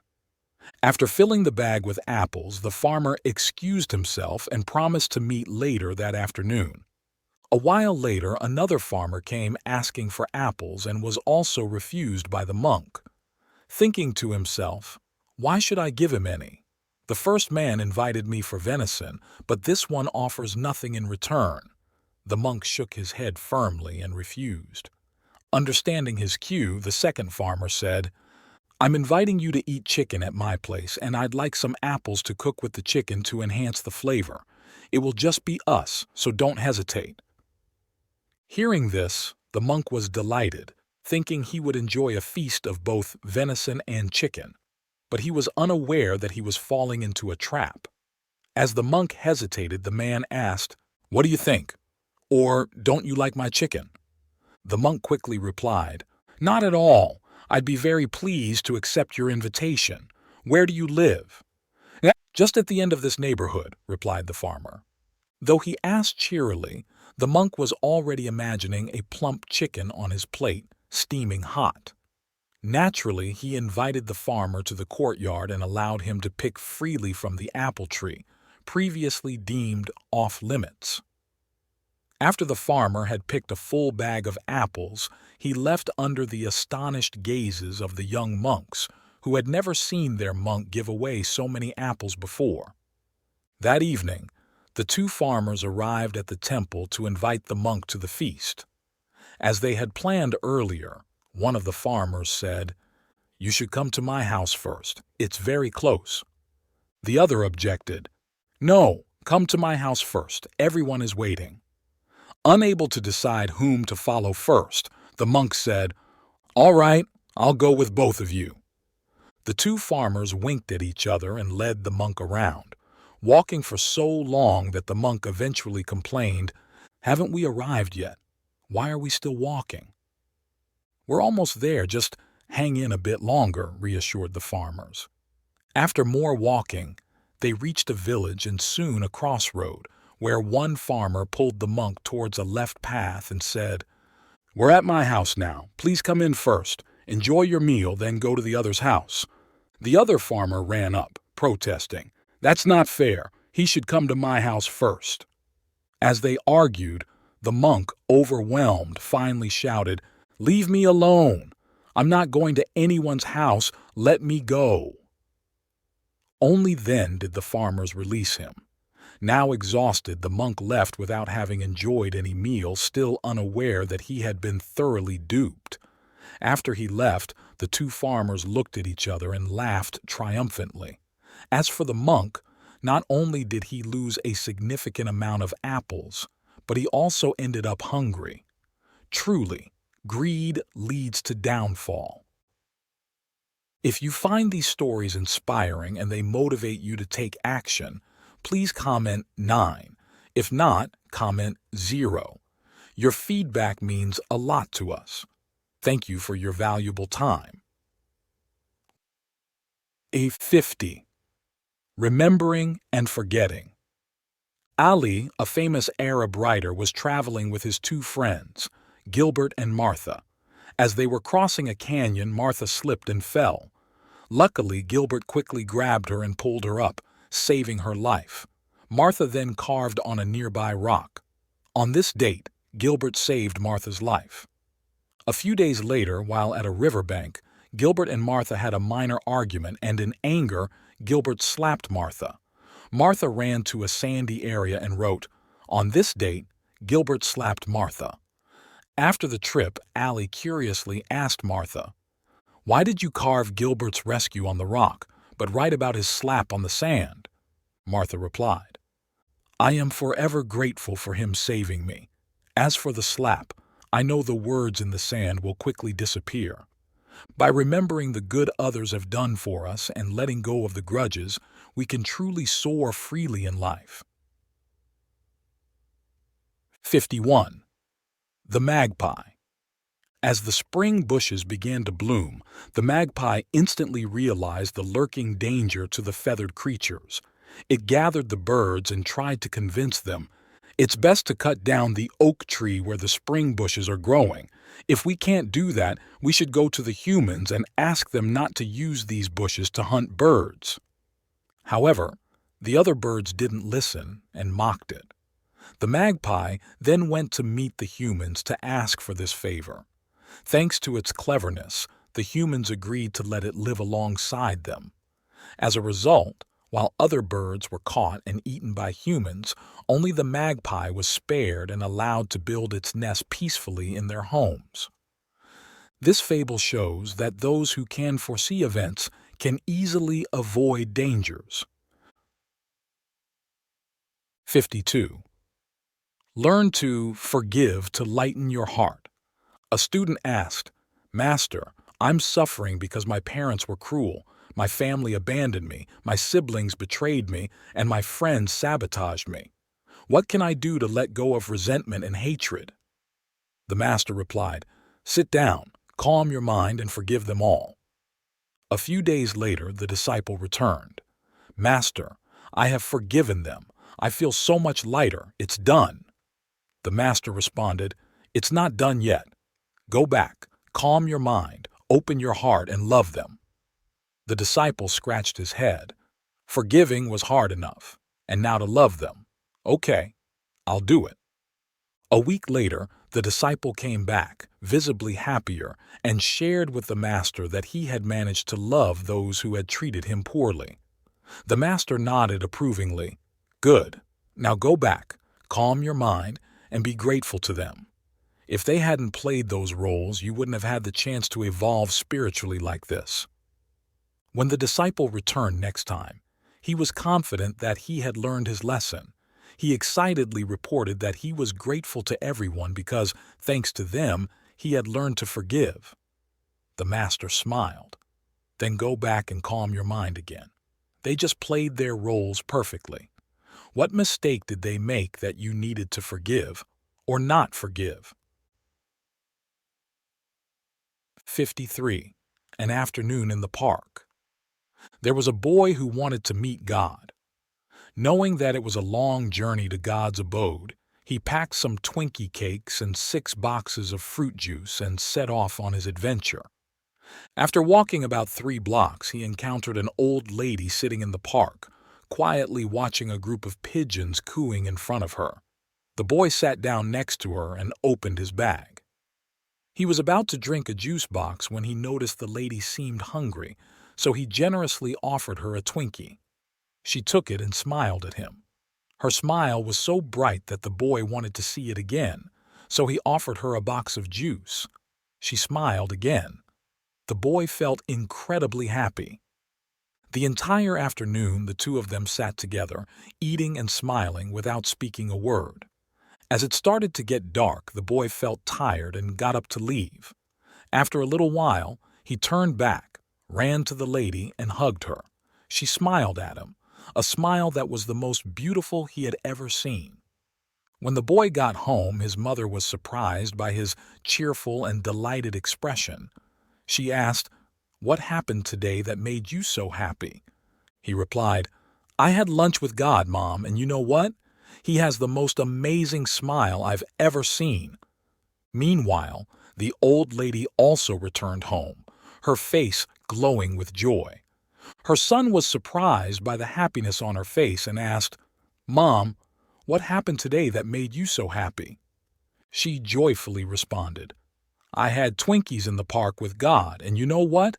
He's much younger than I expected." 54. A miraculous remedy for hope. A blind musician was making his way by playing music to earn his living. He carried with him a special prescription that could supposedly restore his sight. This magical remedy was given to him by a wise sage who had instructed him that he must break 1,000 strings on his musical instrument to regain his vision, not one string less. After 53 years, he finally broke the 1,000th string. He handed the prescription to a person with clear vision. The person looked at it and said, "This is just a blank piece of paper. There's nothing written on it." Tears welled up in the musician's eyes as he realized the true meaning behind the 1,000 strings from the sage.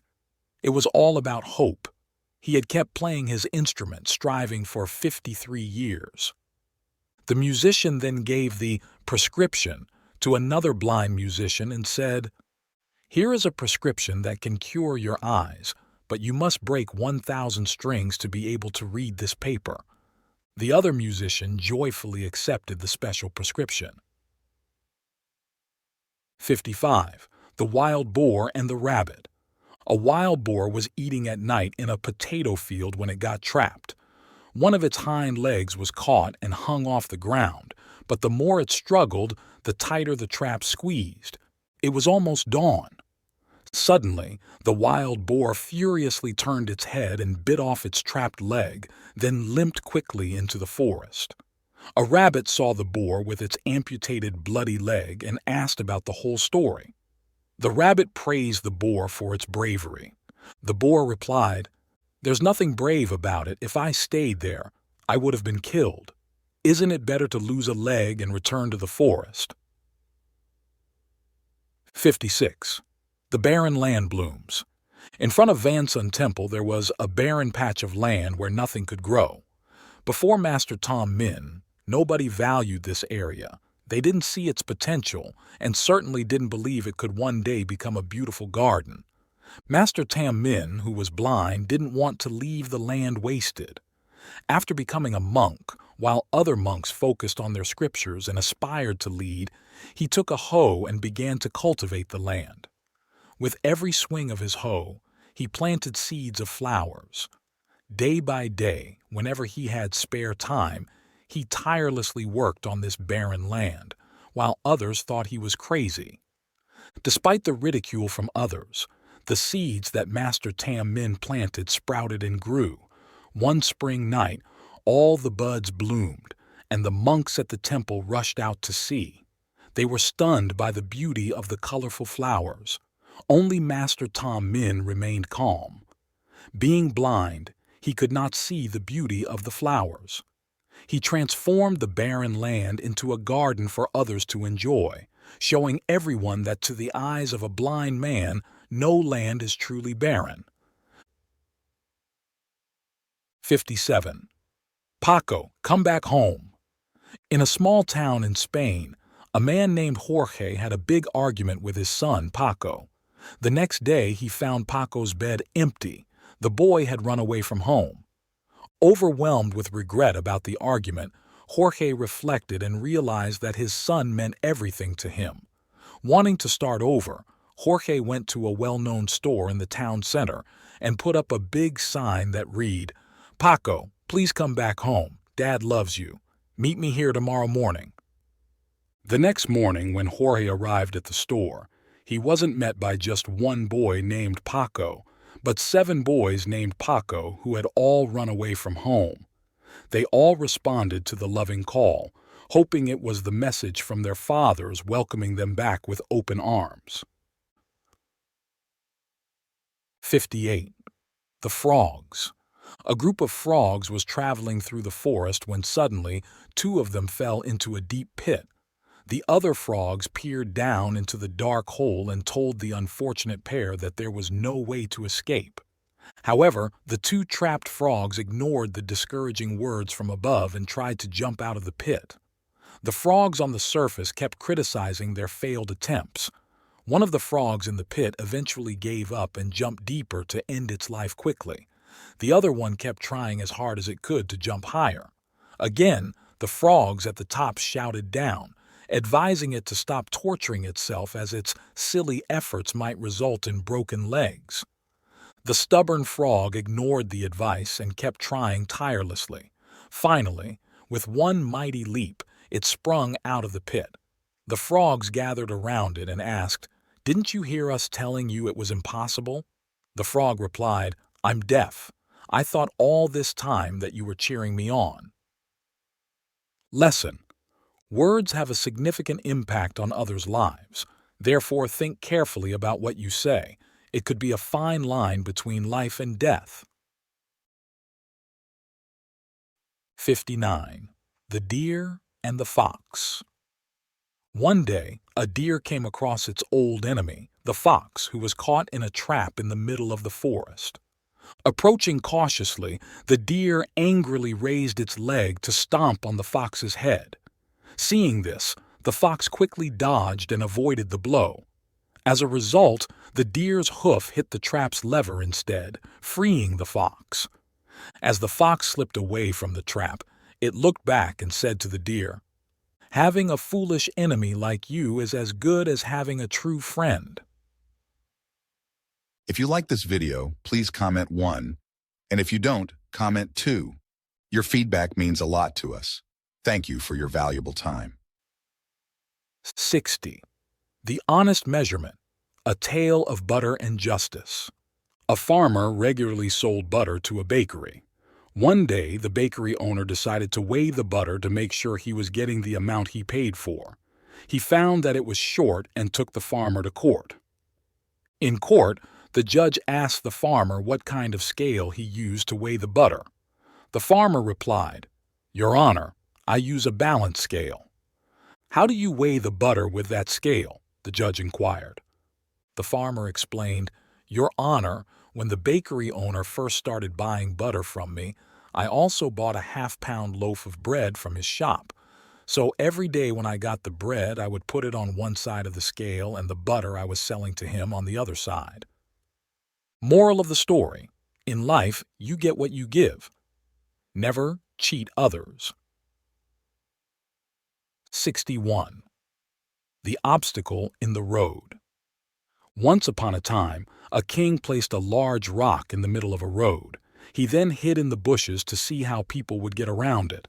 Several nobles and wealthy individuals came by, but they simply walked around the rock without trying to move it. Many people started complaining about the king's poor management of the roads, saying they should be clean and easy to travel, but no one thought about removing the rock. One day, a farmer carrying vegetables to the market came along. When he reached the rock, he stopped, put down his basket, and struggled to push the rock to the side of the road. After he moved the rock, he returned to his basket and found a bag of gold coins and a note from the king inside. The note explained that the gold was a reward for the person who removed the obstacle from the road. Lesson: every obstacle we face in life gives us an opportunity to improve our circumstances. While lazy people complain, others create opportunities through kindness, bravery, and a willingness to help others. 62. Trying one step at a time. I was walking along the beach at sunset. Although there were many people around, I only noticed a young boy who kept bending down, picking something up and throwing it into the ocean. As I got closer, I saw that he was picking up starfish that had washed ashore and was throwing them back into the sea. I was puzzled. I approached the boy and said, "Hello there. I'm curious about what you're doing." "I'm helping these starfish get back to the ocean," he replied. "You see, the tide is going out and all these starfish have been washed up on the shore. If I don't help them, they'll die right here because they can't breathe." "I see," I responded. "But there are thousands of starfish on this beach. You can't possibly save them all, and this is happening at hundreds of places along the coast. Do you realize that you can't change the situation?" The boy smiled, bent down to pick up another starfish, and as he threw it into the sea, he answered, "But I can make a difference for this one." Jack Canfield and Mark Victor Hansen. Trying is all you have to do. whether you succeed or fail. 63. The butterfly. A long time ago, a man saw a butterfly starting to emerge from its cocoon. He sat down and watched the butterfly for hours as it struggled to squeeze through a tiny hole. Suddenly, it stopped moving and seemed to be stuck. The man decided to help. He took a pair of scissors and snipped the remaining part of the cocoon. The butterfly emerged easily, its body swollen and its wings small and wrinkled. The man continued to watch, hoping to see the butterfly's wings expand. But that never happened. The little butterfly would never fly. It spent its life crawling around with a swollen body and shriveled wings. Despite his good intentions, the man did not understand that the struggle to escape through the tiny hole was nature's way of forcing fluid from the butterfly's body into its wings to prepare it for flying later on. Lesson: our struggles in life make us stronger. Without struggle, we never grow. Therefore, it's important to face our challenges on our own rather than relying on others for help. 64. The clever cat. There was a cat sitting by a water bowl in front of a house watching some fat fish, but couldn't figure out how to catch them. Suddenly, a mouse appeared on the edge of the bowl and peered into the water. Forgetting about the fish, the cat quickly grabbed the mouse, intending to eat it fresh. Terrified, the mouse screamed out, "Don't kill me just yet. Let me fish out a fat, juicy fish for you, which tastes much better than mouse meat." Hearing about the fish, the cat agreed to release the mouse but watched it closely.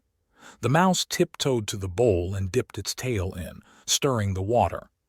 Mistaking the tail for a worm, a fish bit it. The mouse then flicked its tail, tossing the fish onto the shore. Just then someone yelled, "The mouse is stealing the fish!" The cat immediately pounced on the mouse, biting its neck. Meanwhile, the homeowner who had just put the fish in the bowl loudly praised, "What a smart cat we have! Without it, the mouse would have eaten all the fish." 65. The blind girl. There was a girl who hated herself because she was born blind. The only person she loved was her boyfriend because he always stood by her side and took care of her. She said that if she could see, she would marry him. One day, someone donated a pair of eyes to her. Now, she could see everything. Her boyfriend asked her, "Will you marry me now?" The girl was shocked to realize that her boyfriend was also blind and rejected his proposal.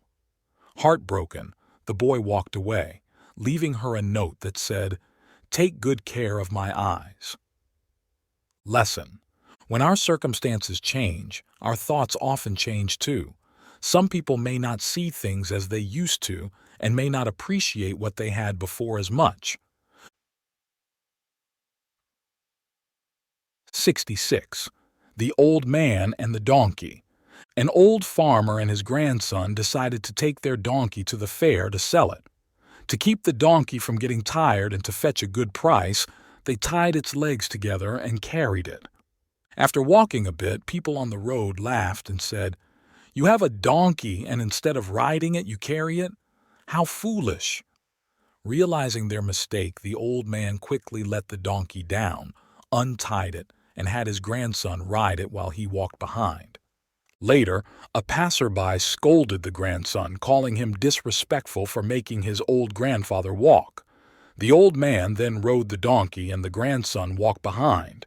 Then, 3 girls walked by and commented, "Poor boy, stumbling behind while the old man sits comfortably on the donkey." The old man agreed with their point, and both he and his grandson rode the donkey together. Soon another group criticized them for overloading the poor donkey. Ashamed, the old man and his grandson got off and walked, letting the donkey walk freely in front. Still, another passerby remarked, "Why don't they just put the donkey in a glass cage and worship it? They wear out their shoes to protect the donkey. They are truly 3 donkeys." At this, the old man replied, "Yes, I am the donkey. But from now on, whether people praise or criticize me, whether they say something or nothing at all, I will only follow my own mind. 67. The special gift box. A father scolded his little daughter for playing with a roll of gold wrapping paper. Times were tough, and he was upset when she tried to decorate a gift box to put under the Christmas tree, especially since she made a mess with the paper. Despite her father's anger, on Christmas Day the girl gave the box to her father, saying, "Daddy, this is for you." Feeling ashamed of how he had acted before, the father opened the box only to find it empty. He angrily asked, "Don't you know that when you give someone a gift, there's supposed to be something inside?" The little girl looked up at him with tears in her eyes and said, "But Daddy, it's not empty. I filled the box with lots of kisses just for you." The father was stunned. He hugged his daughter tightly and asked for her forgiveness. Tragically, the little girl passed away in a car accident some time later. The father kept the gold-wrapped gift box by his bed for many years. Whenever he was sad, he would open the box and imagine receiving all the kisses his daughter had packed inside, filled with her love. 68. Always ready to help. After running all over the forest, Mr. Deer wanted to take a quick rest. He lay down on the grass and asked Rabbit, "Hey, buddy, can you wake me up in half an hour?" Rabbit was thrilled to be asked. It was no small task. "Just sleep. I'll definitely wake you up on time," Rabbit promised. Deer stretched out and closed his eyes. "Should I make a little bed of grass for you?" Rabbit offered, pulling grass to put under Deer. "Thanks, but no need," Mr. Deer replied sleepily. "Are you sure? It's more comfortable on the grass." All right. I'm just sleepy." "How about I get you something to drink before you sleep? There's a stream nearby. It won't take me a minute." "It's okay, really. I'm very sleepy." "Then go to sleep. Sleep. Or would you like me to tell you a myth? It might help you sleep better," Rabbit insisted. "It's fine. Thank you. I can sleep like this." "Or is it your antlers making it hard to sleep?" Hearing this, Deer suddenly stood up and ran off. "Where are you going?" Rabbit asked, surprised. "It hasn't even been 20 minutes." 69. Conversation with God. A disabled man went to heaven and complained to God that he was not given healthy limbs. God then introduced him to a recently deceased person who had just entered heaven. This person told the disabled man, "Appreciate what you have. At least you are still alive." An unhappy official also came to heaven and complained to God about not receiving enough benefits. God introduced him to the disabled man who told the official, "Appreciate what you have. At least you are still healthy." A young man went to heaven and complained to God that people did not respect him. God introduced him to the unhappy official who told the young man, "Appreciate what you have. At least you are still young." Talking to God in the end means hearing your own voice. 70. Glory. Glory isn't about how many times you've made mistakes or stumbled, nor is it about the size of your achievements. Glory belongs to those who have truly fought in the arena, faces covered in dirt, sweat, and blood. To those who have fought bravely, those who have failed or fallen many times, because no effort is completely free from mistakes and shortcomings. Glory belongs to those who sacrifice everything for a common purpose, who push until the last moment to achieve a brilliant victory. And if they fail while giving their all, no one should see them as cowards or indifferent. People who have never truly experienced the emotions of both victory and defeat. In any job, the level of success is always measured by your confidence. If you find these stories inspiring and they motivate you to take action, please comment 9. If not, comment 0. Your feedback means a lot to us. Thank you for your valuable time. 71. Other people aren't shy about asking, so why should you hesitate to say no? Some people have no problem making direct requests for help without considering whether it could be inconvenient or awkward for you. They only think about their own needs, assuming it's your duty to help and viewing your refusal as a wrongdoing. However, they don't realize that in life, no one owes anything to anyone. Thus, helping you is my choice and not helping is not wrong. A few days ago, I got a call from Tung, whom I hadn't heard from in a long time, and the first thing he said was, "Is the egg sex store owned by your relative? My friend is visiting today. Can you give us a discount?" His tone sounded more like a command than a request. I reluctantly called my relative to arrange a reasonable deal, then informed Tung. As soon as I finished speaking, he hung up without even a word of thanks. At that moment, I felt extremely uncomfortable and angry because I was too considerate to refuse, costing not just money, but I didn't even receive a thank you. People who do not appreciate help will eventually take it for granted. With such people, you don't need to consider their feelings. You need to be firm and say, no. 72. Buying shoes. There was a man from Trin who wanted to buy a new pair of shoes. Before he went shopping, he measured his foot and left the drawing on his table at home. When he got to the market and entered a shoe store, he realized he forgot the paper with his foot's drawing in his pocket. He told the store owner, "Unfortunately, I left my measurement at home, so I need to go back and get it before I can buy the shoes." He hurried home to get the drawing, but by the time he returned to the market, it had already closed. So he ended up not buying any shoes. Someone asked him, "Why didn't you just try on the shoes there to see if they fit?" He replied, "I'd rather trust the measurements than my own feet." What a funny situation that turned out to be. 73. The Perfect Woman. There was a man who lived his whole life single because he was searching for the perfect woman. When he was 70 years old, someone asked him, "You've traveled all over, from Kabul to Kathmandu, from Kathmandu to Goa, from Goa to Punakha. Haven't you found the perfect woman after visiting so many places?" The old man sadly replied, "Yes, once I did meet a perfect woman." The other person asked, "What happened then? Why didn't you marry her?"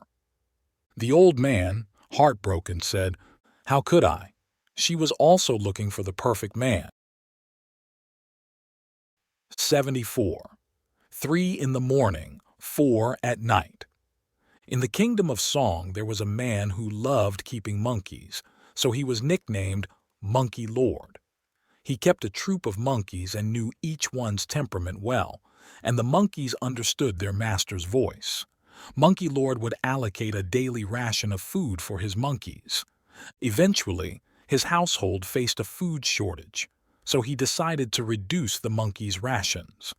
Fearing they might not comply, he devised a deceptive plan.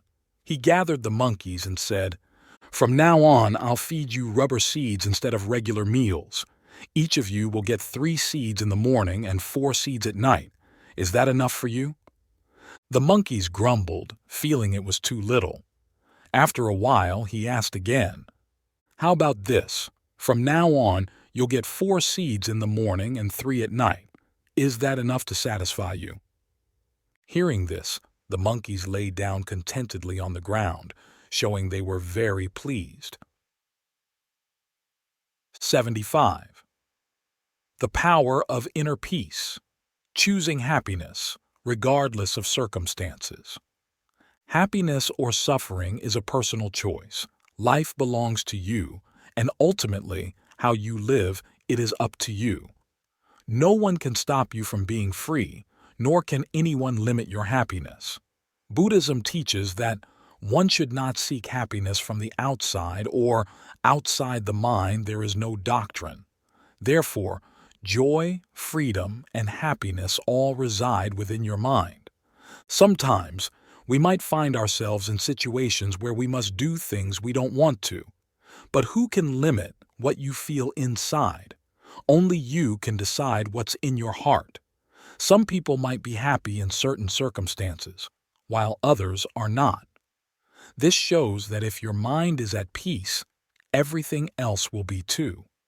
Even in difficult situations, you can remain joyful and relaxed without having to look for another path. Some people are never satisfied, always chasing after desires and competing, which ultimately takes them farther from their goals. Such individuals might achieve great success, but they seldom find true joy. All emotions, whether joy or sorrow, are determined by you and do not depend on external circumstances. For instance, a woman who does not crave jewels will not be tempted by treasures piled high before her. A poor scholar would rather have 1,000 books than trade them for 1,000,000 diamonds. Someone content with a simple life in the countryside will not envy things like scholarly recognition or high official positions. The more serene your life, the brighter your inner self will shine. There's no need for ostentation. True peace comes from a calm heart. Happiness is the peace of body and tranquility of soul. The well-being and beauty of the body bring worldly happiness, while a peaceful and harmonious mind brings ultimate bliss. 76. Here are the life lessons I've learned. I've learned that I can't make everyone love me, but what I can do is strive to be someone worthy of love. I've learned that it's okay to be angry with someone, but that doesn't justify becoming cruel to others. I've learned that even the best of friends can hurt me at times, and I must learn to forgive them. I've learned that before I can forgive others, I need to forgive myself. I've learned that just because someone doesn't love me the way I want them to, it doesn't mean they don't love me with all they have. I've learned that it takes years to build trust with others, but only a second to lose it. I've learned to be careful because the mistakes I make in an instant can lead to a lifetime of regret. 77. The most beautiful angel. For the past 20 years, I've been giving speeches dressed much like President Benjamin Franklin, complete with his attire in front of diverse audiences in various fields. One day, I was visiting and talking to students at an elementary school. A student raised his hand and said, "I thought you were dead." It was an unusual question, and I tried to find the right answer. Yes, he died on April 17, 1790, at the age of 84, but he didn't like it and he's not going to do it again. I immediately encouraged the kids to ask more questions and called on a boy at the back of the class who had his hand up. He asked me, "When you were in heaven, did you see my mom there?" My heart stopped. I wished the ground would open up and swallow me. In that moment, all I could think was, I have to accept this. I understood that the boy, being only 11, asking this in front of his peers meant that this sad event had either just happened or was a major concern for him. I also knew I needed to say something comforting. Then I replied, "I'm not sure if I met your mom among those I saw, but if I did, she would be the most beautiful angel in heaven." The smile on the boy's face told me it was the right answer. I don't know where those words came from, but maybe I just got a little help from the most beautiful angel in heaven. The heart of a fool is in his mouth, but the mouth of the wise is in his heart. If you like this video, please comment 1. And if you don't, comment 2. Your feedback means a lot to us. Thank you for your valuable time.